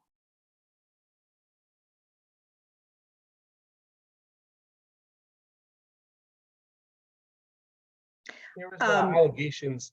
Are you aware of allegations that people made regarding the changing of data on field cards by Mr. Helms? That was mostly Mr. Mullen, and he just didn't understand how to read a field card. That was the biggest one in terms of property cards. There were others who made the allegations, but there were changes that were being administered based on the responses. I don't believe that there were valid concerns on that. One of them was Matt Despard. Matt Despard is a councilman. He was an advocate for the Kelleher's, that were the family that owned Easy Pickens. But again, I don't think that any of that was ever substantiated. So with regard to the allegations about changing data on the field cards, is it fair to say that you reached out to Todd about that and he addressed it to your satisfaction? Yes.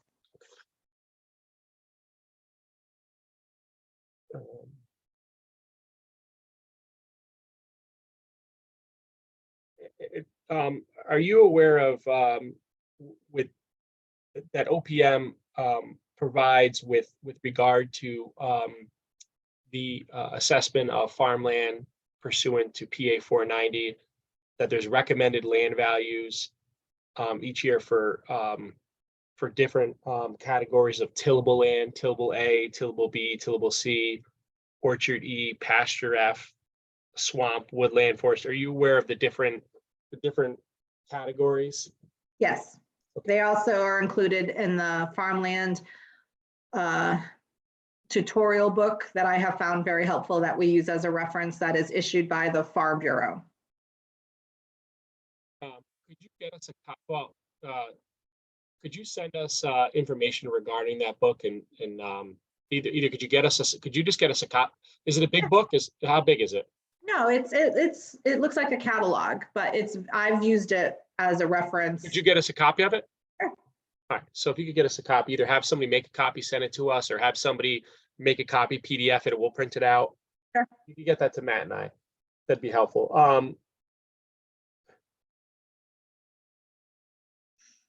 So are you aware of this issue about the reclassification of tillable land to a higher assessment and taxable level? Yes, that did become an issue with several of the appeals. And could you explain why this issue seemed to cause consternation among the town's farming community? No, this is not something that I had a lot of experience with. I think what I can tell you is that a lot of the farmers took offense to somebody telling them what their classification should be, but I am not very well versed in how you differentiate between the various tillable classifications. And I know that in Enfield, there's also a land database about our soils that is used. So a lot of it is connected back to that. Do you believe that the assessor acted properly with regard to his any change in general, with regard to changes he made for the reclassification of tillable land to a higher assessment? Again, on the pretense of not having a vast amount of experience with the tillable land classifications, his explanations seemed fitting when we had those discussions. Do you know, to the best of your knowledge, has anybody from the town contacted the Connecticut Department of Agriculture or the Connecticut Farm Bureau Association regarding the assessor or BA's interpretation or application of the PA 490 law pertaining to farmland in the town? Yes, I did. The woman's name that runs the Farm Bureau is Joan. I'll find it. She was, I reached out to her a couple of times just because of my, in Bristol, there's 3 farms. It's really not that big of a deal. So I needed to educate myself. I got a book from her, the book that I've referenced and have used as a handbook over the course of the last year. And I inquired to her as to the role of the Farm Bureau in terms of advocacy and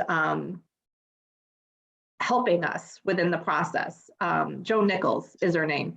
She was extremely helpful, had a lot of really good background for me, and suggested that the role of some of our boards and commissions, namely the Agricultural Commission, should be to be working with farmers to ensure that their records and their understanding and their general knowledge of what they have to be doing is up to date. She also suggested that there are opportunities for a board such as the Agricultural Commission to have regular meetings with their constituency, make them available of grants, of new legislation. Like there's this new legislation about farm breweries, where if you convert a portion of your farm and are now doing either production or become a brewery, you are exempt from a whole bunch of state laws and taxation, and they were telling you don't have to pay your sewer fees.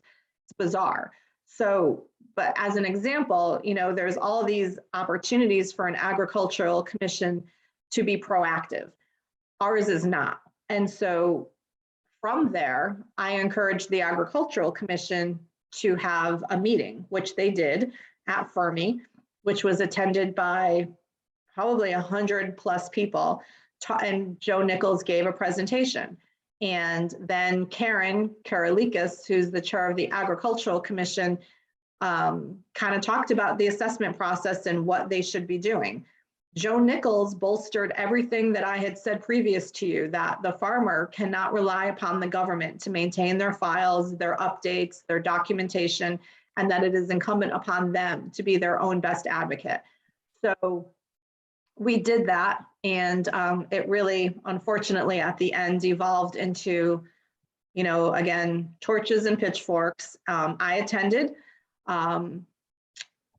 I took copious amounts of notes, and the next day, my personal notes from that night were FOI'd by the Jarmock family, which I complied, but they had sat behind me during the presentation in the auditorium of the former high school, which we call the annex now. And Owen Jarmock, who is the younger generation, was making a series of comments that were designed for me to hear. And, you know, just he's been a problem through this process. He is extremely arrogant and entitled, and nobody within town government enjoys working with him. So that was just an interesting aside, that we thought we were doing something beneficial as to be proactive in order to provide resources. And it just was, it was too far gone at that point. They just had let things go for so many years with no updates, et cetera, that we really were just in quite the quagmire of, you know, very high intensity work to bring all of these files back into compliance. And could you provide to us, if you could go back and look at your emails, any email communications you had with that person you spoke with at the Bureau, and could you forward those to us? Yep.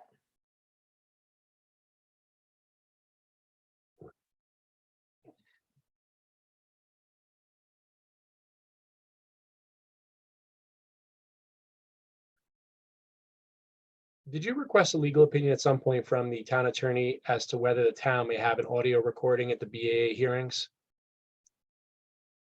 I believe I did.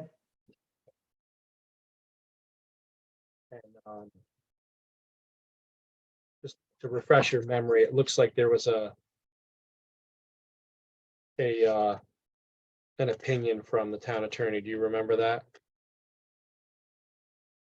Yes, I mean, I remember we had the conversation because in the BAA handbook, it talks about that could be a mechanism for use in terms of recording and maintaining data, but the words are may, and there's references to the fact that it is encouraged that the BAA have a strong working relationship with the assessor, the process benefits as such. But there was no mandate or clear delineation of roles that the assessor could in fact impose that requirement on the BAA. They, of course, took the position that he could not, and it was a point of contention. At one point when they were in the you know, heavy part of the hearings and the board broke up and they were 3 commissioners doing 3 different meetings at the same time, we had 3 people assigned and they had recorders. And for the majority of them, there was no cooperation or collaboration in terms of making it easy on the record keeper to achieve quality recordings. They would, you know, write notes, they would speak quietly, they would avert their, you know, body in a different direction to make it difficult to pick up the recordings. So they were complying because the recordings were there, but they weren't complete, it just wasn't working. So we have this whole body of recordings, many of which are inaudible.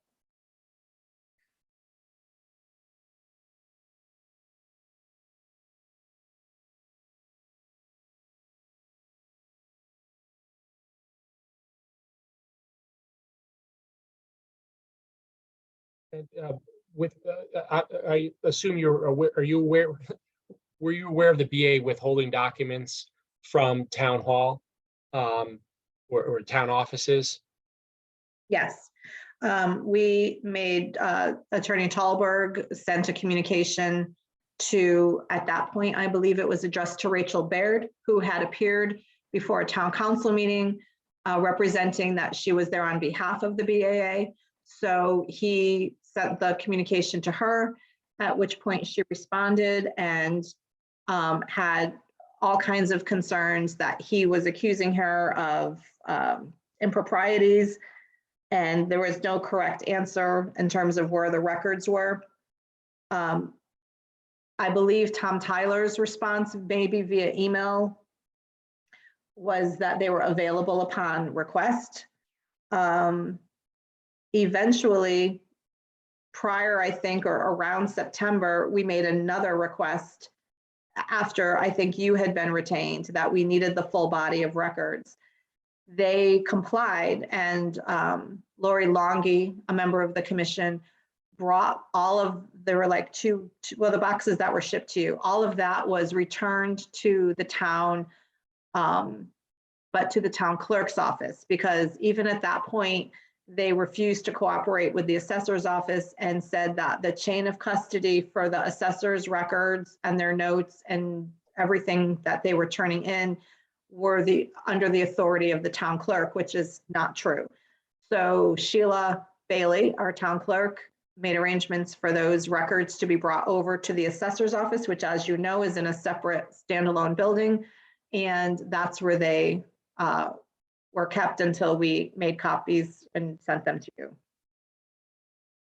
And that was in October, I believe. So there was a significant point of time from the conclusion of their hearings in May until those documents were turned over to the town.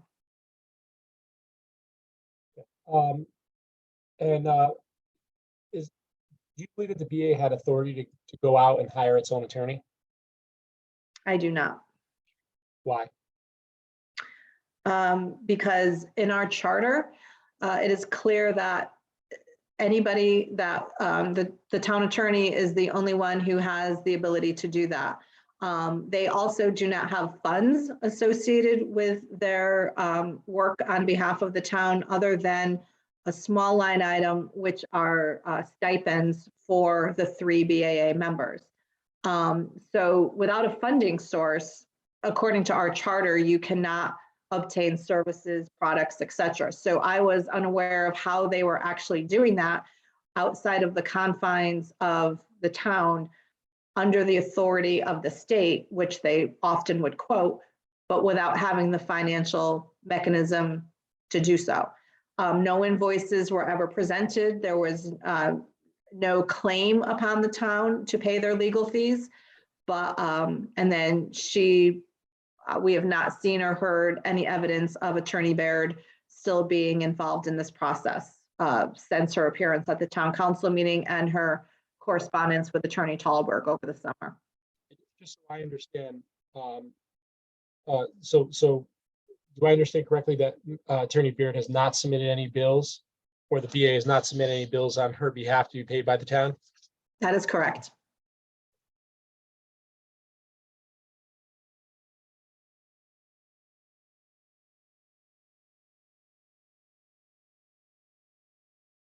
Has the BA historically acted as a custodian of appeal documents? I do not believe so. Does the town require its BA members to attend courses or seminars regarding their authority and responsibilities?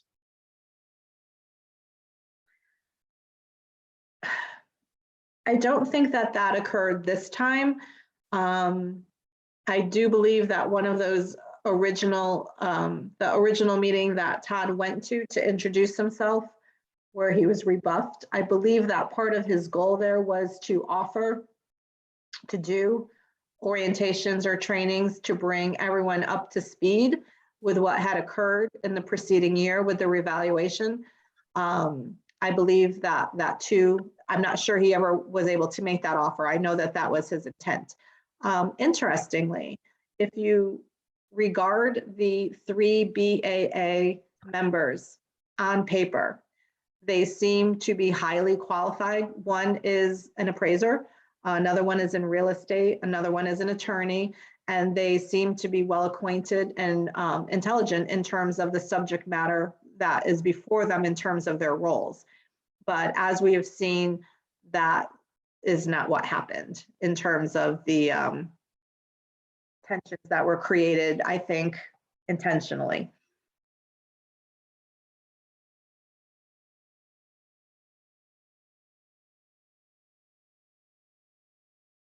BAA session coming up. Is the town planning on offering to the BAA a orientation? Prior to the March hearings? Yes. I don't believe we've had any conversations about that. You know, my goal is, it was my hope that this report would be done before that process starts. But respecting the integrity of a thorough report, we know now that that's probably not going to happen. So the only step that the town council has taken in regard to the future of the March hearings is Ms. Dubanowski's appointment came due at the end of December, and they chose to take no action. So she continues to serve until replaced or reappointed. The thought process is that depending on the outcome of the report, that there may be new people appointed. There may be an ask for resignations, or we may, if we are able to, and I'm not clear on this law, oftentimes the appointing authority can add two additional assessment members during the appeals period in order to manage volume. Not being a lawyer, I am not clear whether that would be something that we could do in Enfield to blunt any type of effect this year, because we do not have an elected board, we have an appointed board. So that was another option that we've thought about. So at this point, we've kind of taken pretty much a monitoring but hands-off process in regard to the BAA as this investigatory review has been occurring.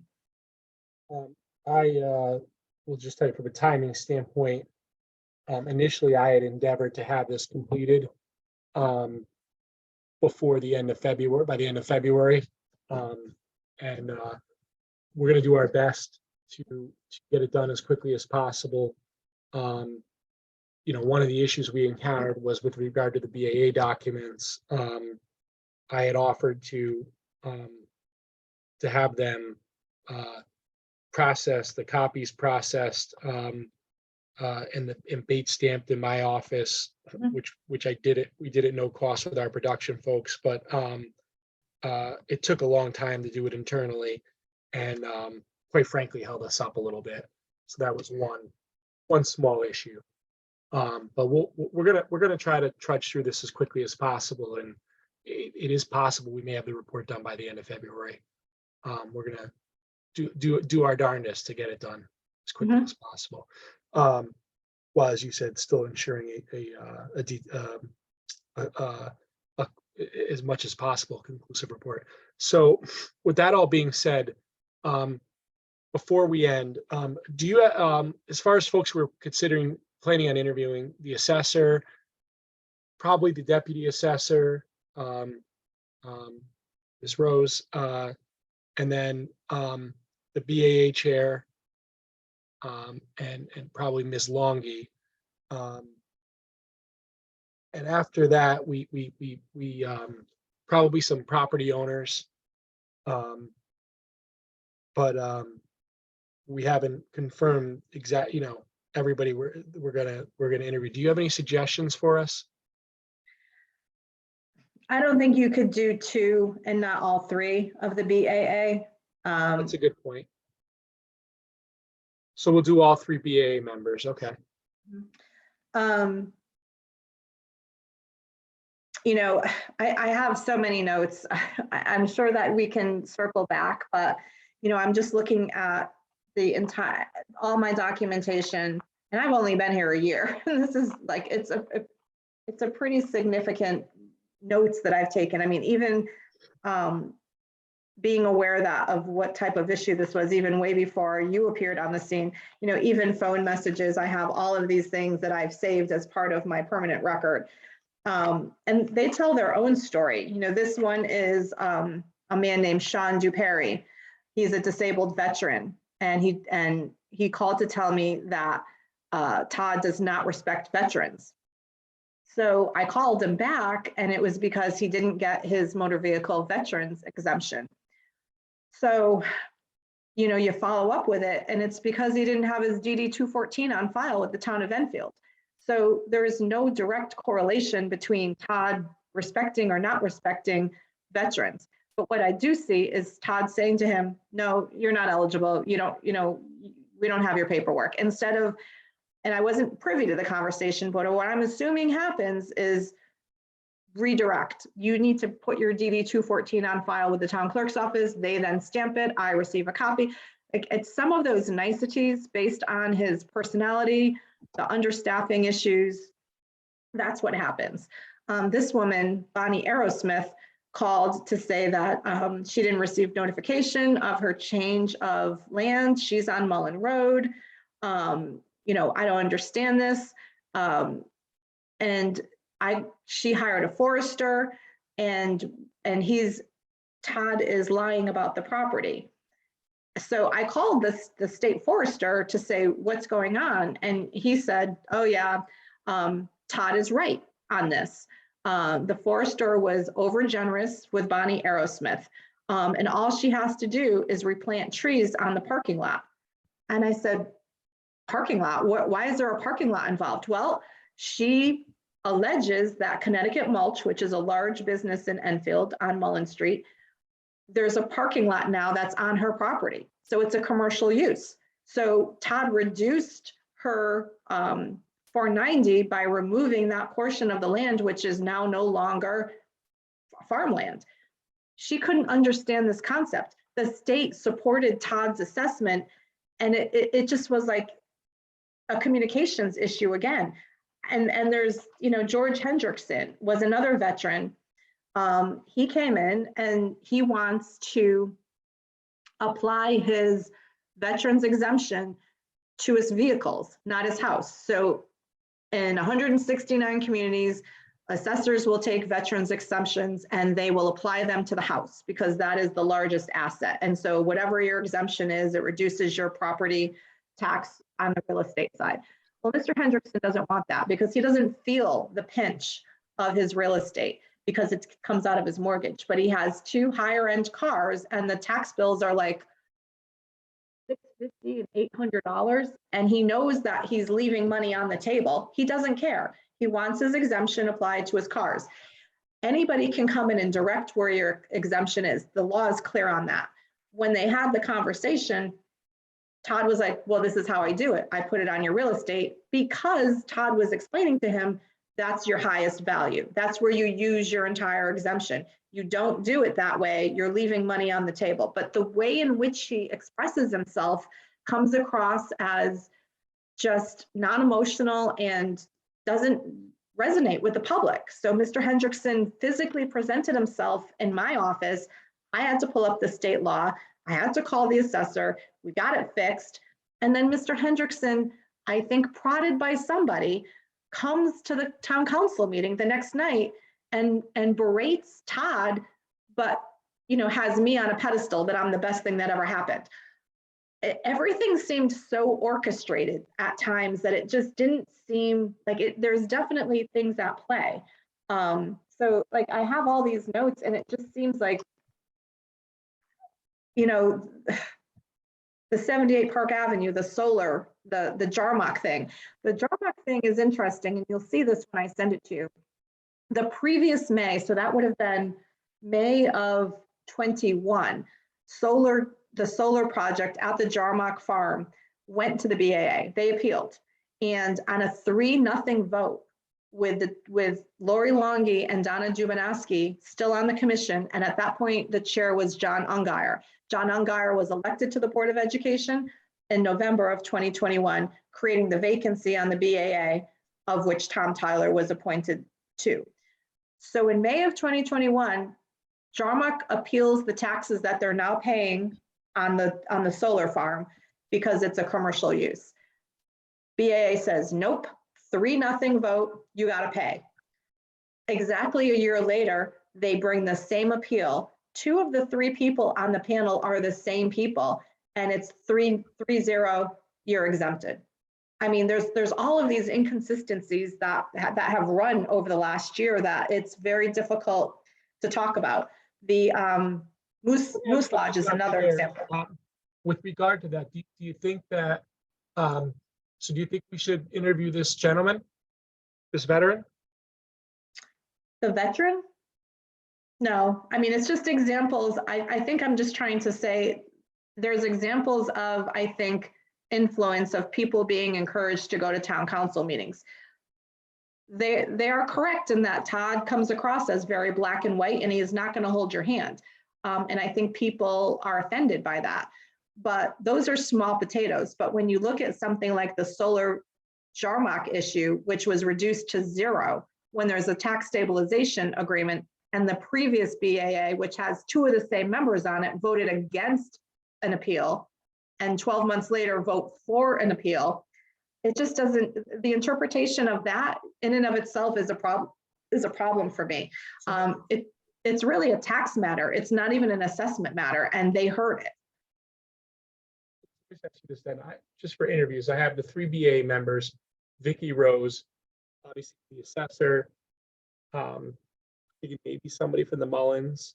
I would say Bill Kelleher from Easy Pickens is a good one, because that's another example of they were taking actions in regard to their parcels and family planning, succession, probate issues, and not reporting it.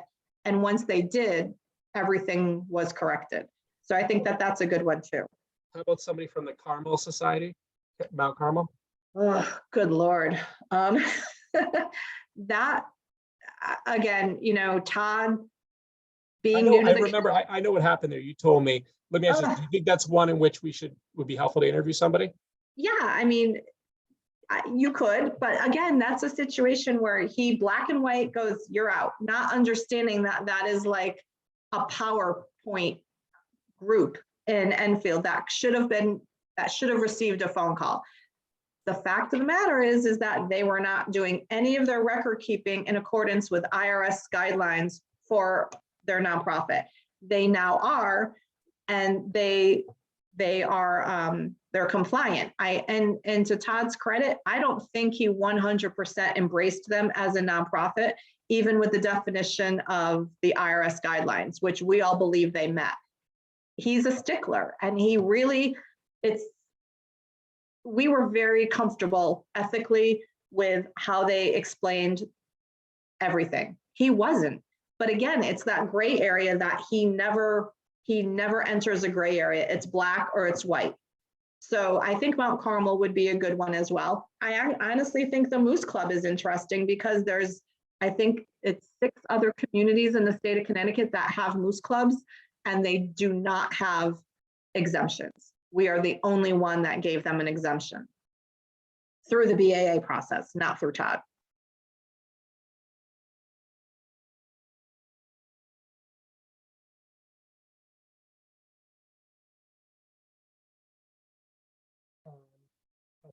Okay. Well, I want to thank you. Well, before we end, is there anything else you'd like? As I said, we probably will have a follow-up interview with you.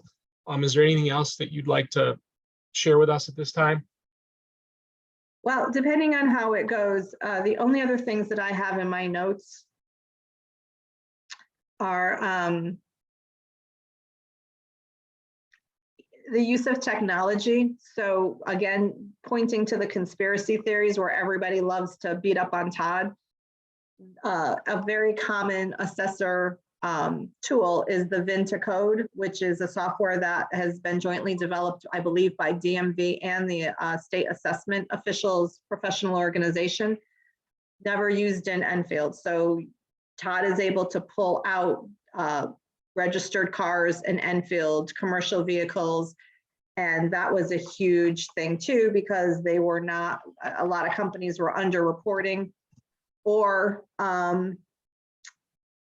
they did not have like correct descriptions. So I'm looking at a letter that he received, that he sent to Spazzarini, which is again another highly thought of Enfield company owned by Lori Longhi's family.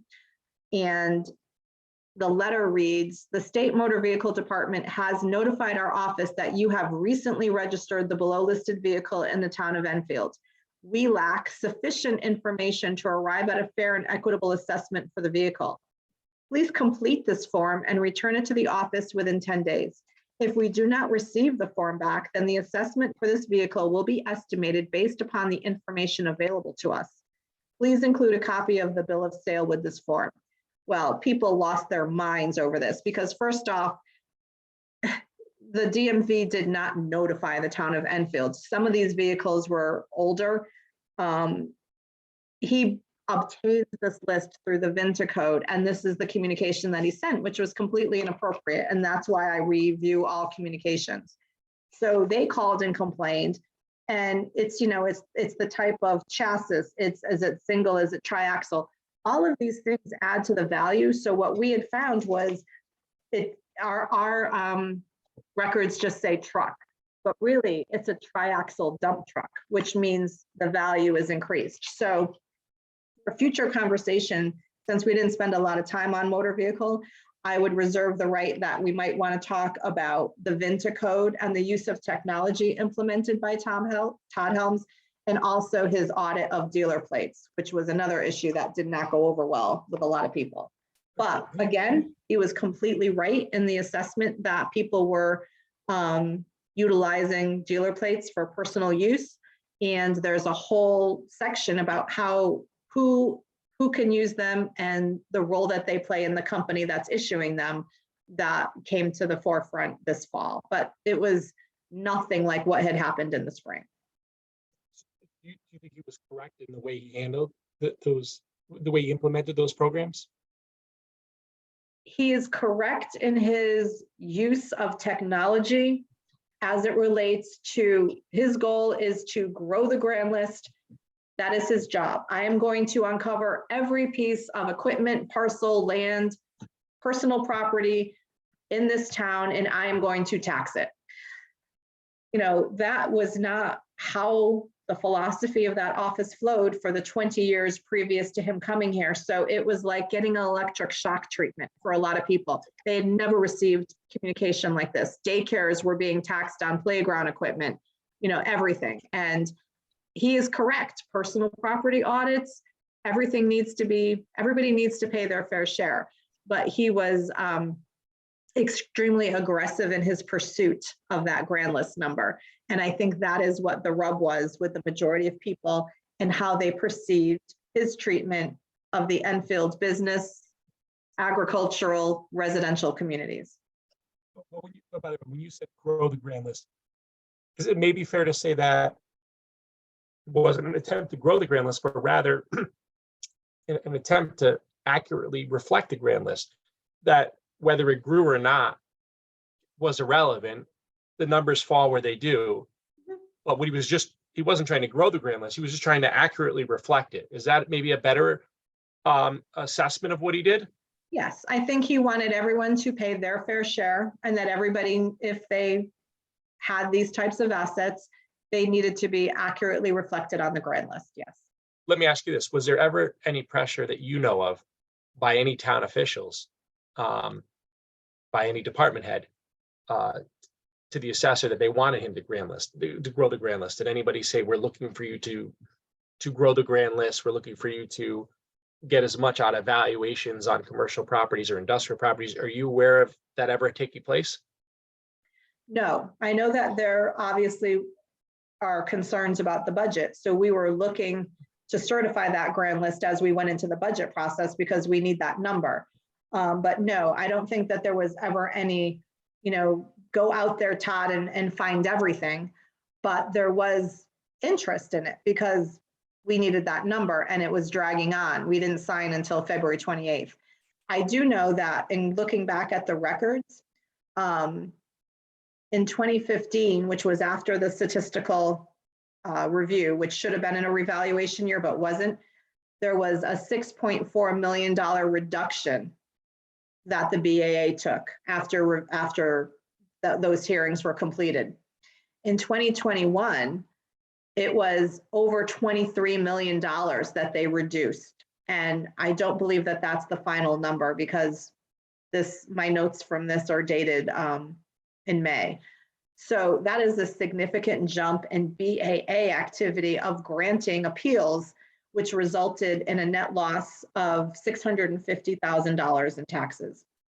It's not a lot of money, but it was enough that that statistic, when I did the math out on it, I was impressed to see that 6.4 million reduction, and then 7 years later, $23+ million, and that was before motor vehicles. It just seemed like the BAA had actually come in and were looking to right some wrongs, so to speak, and to be the hero. Well, just going back to my question a few questions ago, do you feel that Todd did anything inappropriate with regard to his implementation of the technology and on other programs to try to more accurately pick up or to more accurately reflect assessments with regard to motor vehicles and personal property? No, he used the tools that were available to him, and that those same tools were discussed in his interview, that the town was interested in modernizing the office. It was part of the interview. So no, I don't think he did anything inappropriate, but I think oftentimes one can, how one implements change and styles of management, et cetera, have to be looked at and, done in such a way that it's not a shock value. And I think that that might have been a little bit where he was very aggressive in how he did things and very tunnel vision, and not realizing that there was, effects that it was having in mobilizing the community to uprise against all of these changes all at once, with that kind of perfect tsunami storm that happened with everything, quadrennials and farmers and dealer plates and everything else. So therefore, do you think, in your opinion, as a town manager, do you believe that he could have done a better job in implementing those new programs with regard to trying to more accurately assess motor vehicle and personal property by possibly either waiting 1 year to let people get acclimated to him and to all the changes that are coming to the town, or if he was going to do it in year one to have had a better outreach program to taxpayers? I mean, again, Monday morning quarterback, that's always the case, and I, having come in halfway through this process with just now managing as we went into appeals, I definitely would have suggested that things be handled differently. We actually floated delaying implementation at 1.2 because of the shock value with some of this, and to kind of work through some of the files. He did not accept that. He did not want to do that. I do know that I believe I turned over to you, I don't have it right here, in February, I believe that I issued to him a coaching and counseling letter in writing, because I just needed to kind of put the brakes on some of the more black and white application and customer service issues that we were experiencing. And in that memo, I believe I did say we should probably try to put the brakes on this and maybe not implement or do a phase-in. And his professional opinion was he needed to finish it because it was too far along at that point in order to delay implementation of the new values. So it had been on my radar literally probably from the first week of my employment in December of 2021, and it continued as a major point of focus from the town manager's office through the summer. And then a little bit of a break, not much, because people were constantly parading to our twice monthly meetings. And there was the kick up on dealer plates and the VIN to code letters concerning motor vehicle in the fall. But, on a scale of 1 to 10, the spring was like a 15 and the fall was like a 4. So it was nothing in comparison in terms of what we had to deal with in terms of the public. Okay. So is there anything else you would like to share with us at this time that you think would be helpful? No, but just to go back to my list of things, I'm going to go back and get you copies of the letters of extension for the grand list and the hearings. And any emails I have about FOI and minutes and agenda compliance concerning their postings. I'm going to look to see if when the complaint about the uncomfortable workplace due to the BAA and the word hostile being used was documented with Steve Belinda. You, I think, or is this something that I have to do, the 12-111 about whether Jim looked into the fact that they met after May? Is that something you want me to look at? Yeah, find out what you Okay. know of on your end, and then we'll look into it further. But before we Okay. do our own research, it'd be helpful to know what the town looked into that. Okay, and then you believe you have the spreadsheet of color-coded appeals, but I am going to look for the letters and the denials on the farm exemptions and what was sent to the farmers. And then I'm going to look for any of the records concerning 78 Park Avenue within the land use application permitting process, as well as within the town clerk in terms of the transactions, sales, mortgages, financing. And I am going to get the records of the Jarmock Nutmeg Solar, the records and the tax stabilization agreement. I am going to get you a copy of the Farm Bureau book that I used as a reference and any communications that I had with Joe Nichols concerning those farm issues. And then the last thing that I wrote down was a question on whether there was orientation with the BAA members or whether we're planning on doing anything prior to March of 2023.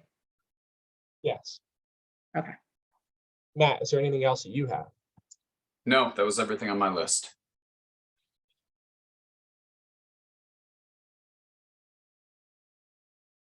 All right. Well, thank you very much for taking the time to meet with us, and well, I'm sure we'll be in touch with you again, obviously through your follow-up here, but also we'll probably do a follow-up interview with you as well towards the end. Okay. Thank you so much. Appreciate all your time, and we hope you have a great weekend. Yep, you Thank guys you. too. Thank Thanks. you. Take care. Bye.